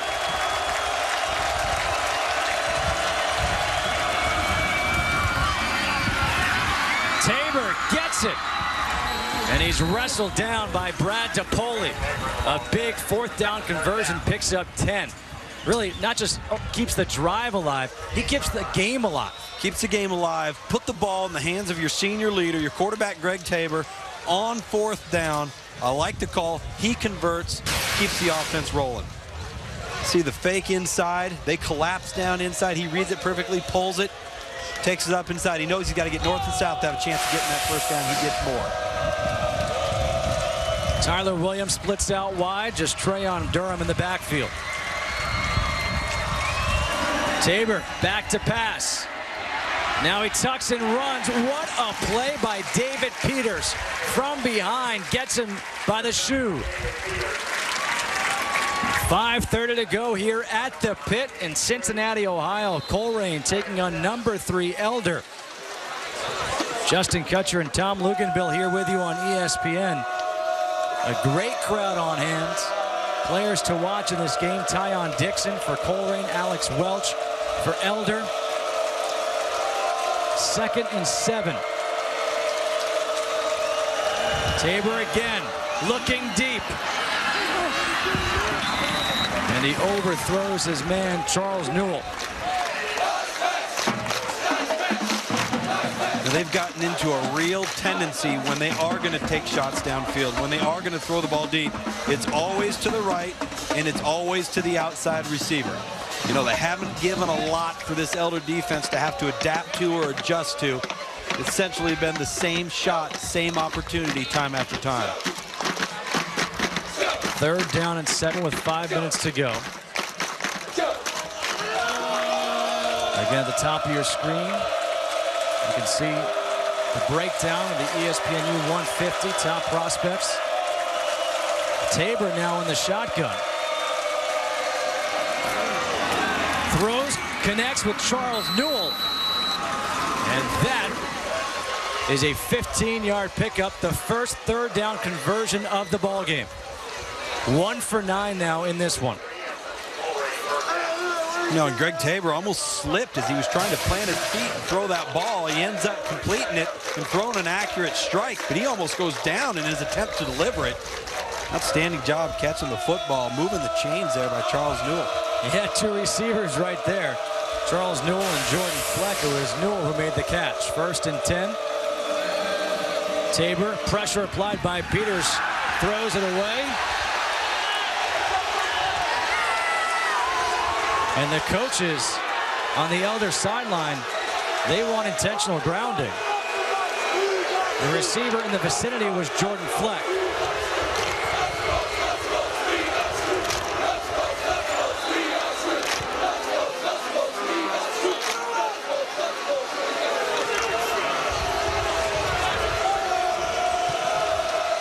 Doug Ramsey was furious on the sideline. 4:36 to go. Off the hands, intended for Tim Sewell. Sets up 3rd down and 10. You can see the frustration on the sideline. Tom Bolton, the head coach for Colerain, his staff, just kind of shaking their heads in disbelief. Can't connect on anything, can't get anything going. Difficult to get in sync, get in rhythm. And this offense struggled again. You're going to commit to this scheme, and you get behind, it can create some problems for you. 1 for 9 on 3rd down conversions. Their only conversion was their last 3rd down. Tabor to Tyler Williams, who cuts back in, runs into his own man. And he's going to be just short. Brings up 4th down, but you got to go for it here. You've got to go for it. And again, I talked about how they're always throwing to the right when they do attempt. Now they come back the other way, roll left out of the shotgun. Greg Tabor does a nice job squaring his shoulders, throws a strike, and Williams, their quickest, best player in space, turns it into something after the catch. 4th and 1. You've got your power running back and Trayon Durham in the backfield. Tyler Williams split out wide near side. Hand off to Durham. First down.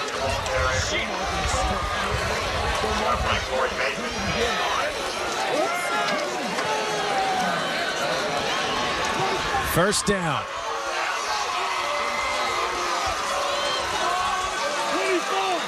Again, 2nd time they've converted now on 4th down. And Doug Ramsey on the Elder sideline, the head coach, he's keeping a close eye on that clock. Get the first down, ball spotted, stops the clock. Then it runs on the ready.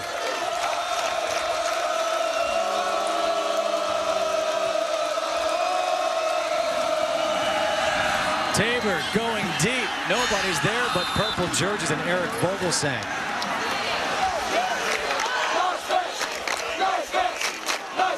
Sets up second down and 10 with 3:26 to go. Current drive, 11 plays, 48 yards. But it's tough when you can't pass. Yeah, you can't get any big strikes in the passing game. Can't create any big plays to get that offense off the field, get Elder back on, and then give you enough time to have a second opportunity to score another touchdown.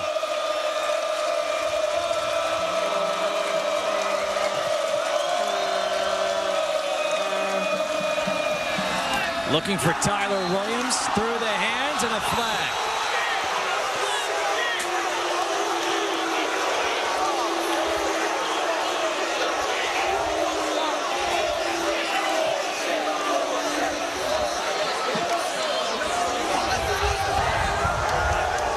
Interference, defense, first down.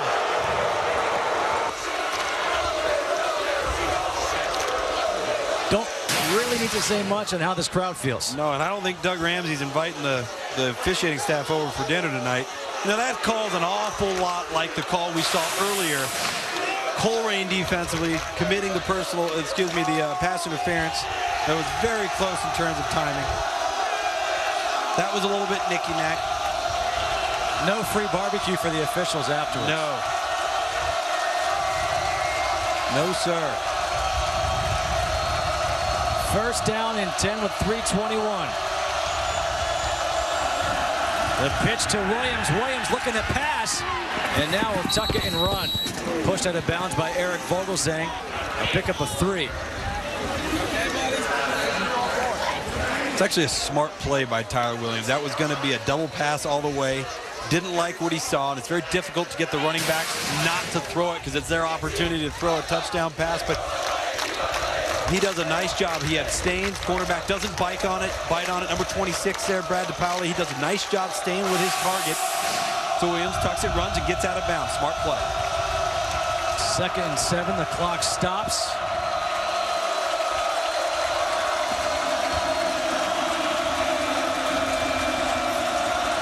Jake Lindsey calling for these fans to get up on their feet. Tabor keeps it. Oh, Eric Vogelsang comes in again. 9th tackle of the game for the senior.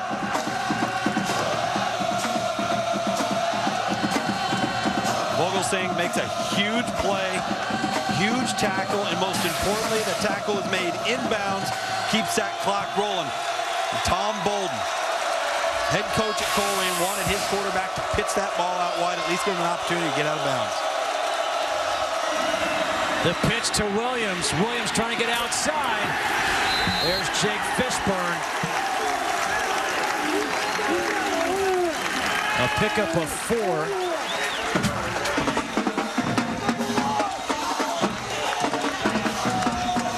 Justin, that's one thing that has been evident throughout the afternoon has been the run support that has been provided by the corners for Elder. These kids they'll come up, stick their nose in there, have no qualms about being a tackler. 4th and 2. And a timeout is taken by Colerain. 20-7. Elder on top of their rival Colerain. This one's close. We got some more time left. Don't go anywhere.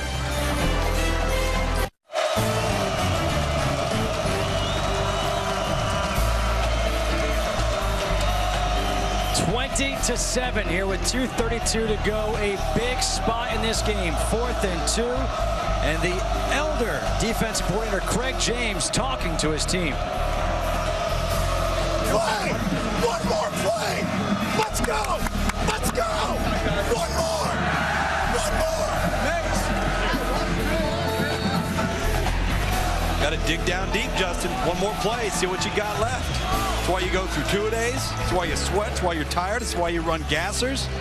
To be in this situation and be the team that comes up and makes the play to win the game. A different formation was set up by Colerain. You had Jake Lust in the backfield with a power I formation. All of a sudden, Elder's like, whoa, whoa, wait. We haven't seen that one yet. That's right. Sit back, call timeout, make sure that if you see something that you haven't prepared for, that first and foremost, you are aligned correctly on defense, particularly with the triple option element to Colerain's offense. You cannot afford to be out of position, particularly on 4th down. 4th down, 2 to go. If you're Colerain, I think Elder's expecting the run. Do you take a look at the end zone? Do you take that shot? I don't think so. Just because of the lack of inexperience in the passing game, the lack of productivity we've seen here today in the passing game. The shorter the throw, the better. If you're going to throw it short. If you're going to throw the bubble screen or the toss or what have you, I think this thing stays on the ground. 4th and 2 from the 15. Jake Blust in there with Joe Bolden. Durham gets the handoff and is stood up by DePoli.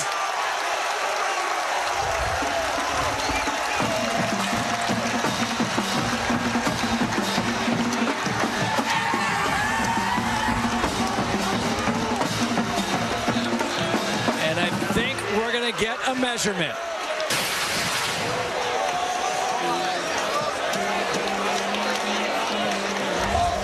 Jake Lindsey made the initial contact.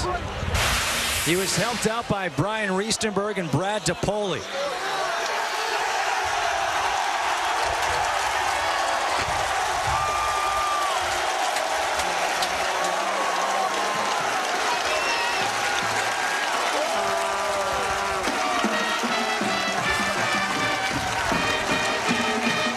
Craig James said one play. There are a lot of highlights, but only one Gatorade G moment.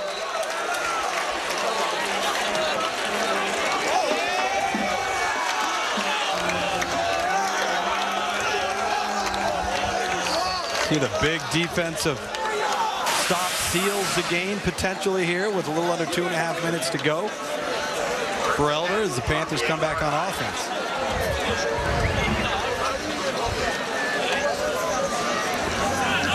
Robert Williams and Adam Brown. Handoff to Brown. Brown stays on his feet. What a second effort by the 5'8", 165-pound senior. Picks up 7 on 1st down. Again, the ability to run the ball when you want to. Everybody talks about running it when you have to. Sometimes you got to just be able to line up and say, hey, we're running on this play and we're going to do it. Everybody in the stadium knows it, and we're still going to do it.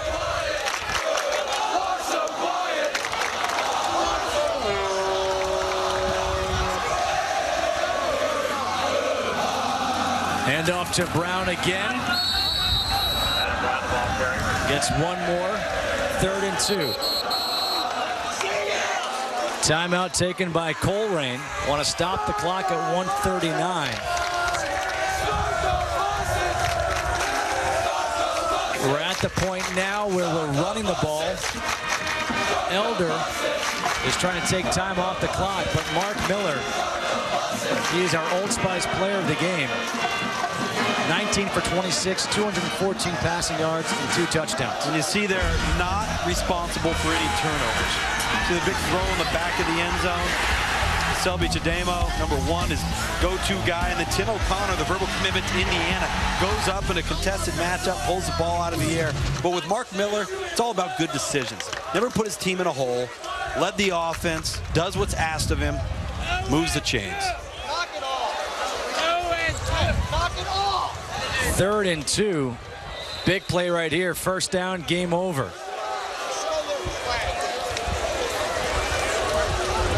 Colerain fans, they came here to watch this team. This team made it interesting, but now they're saying, all right, 139, down by 13, 3rd and 2. It's time to beat the traffic. All the little residential streets surrounding the pit here. It's not an easy place to get out of. Handoff to Brown. Brown again with that second effort. Picks up the 1st down. The NASCAR Sprint Cup Series heads back south for Labor Day weekend. Only 2 races remain for Kyle Busch, Casey Kane, and Mark Martin to get off the bubble and into the chase. The NASCAR Sprint Cup Series at Atlanta. Coverage begins tonight at 7 Eastern on ESPN with NASCAR Countdown. Telecast presented by Pennzoil. How about Mark Miller completing 73% of his passes on the day?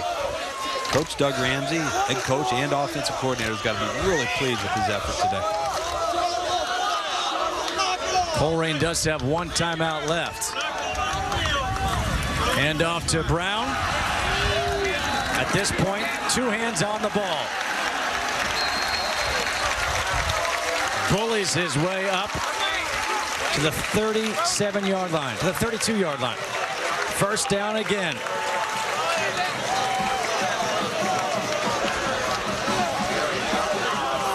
It's even better when you win and you don't pay for a ticket.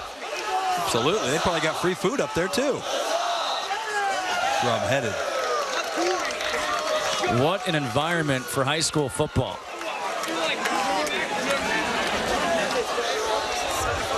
Elder got on the board first with a field goal. A 22-yard field goal back in the first quarter. Hand off to Brown. And Brown doing his job here in the fourth quarter. Running out the clock, keeping possession of the football. And Elder, who came in number 3, will move to 2-0 on the season. And this will end up being, once this clock runs out, just the 10th loss that Colerain has sustained since the year 2000. Pretty remarkable run. And their second this season, they fall to 0-2. Elder gets the big win over their crosstown rival, Colerain, by the score of 20-7 here on this Sunday afternoon. Yeah, hard-fought matchup on behalf of both teams. One team obviously made fewer errors than the other.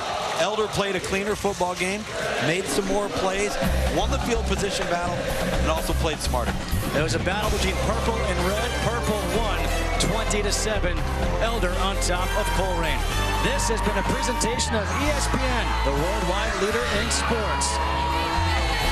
Coming up next, college football scoreboard. We'll go back to Kevin Nagandi and Robert Smith and our ESPN studio.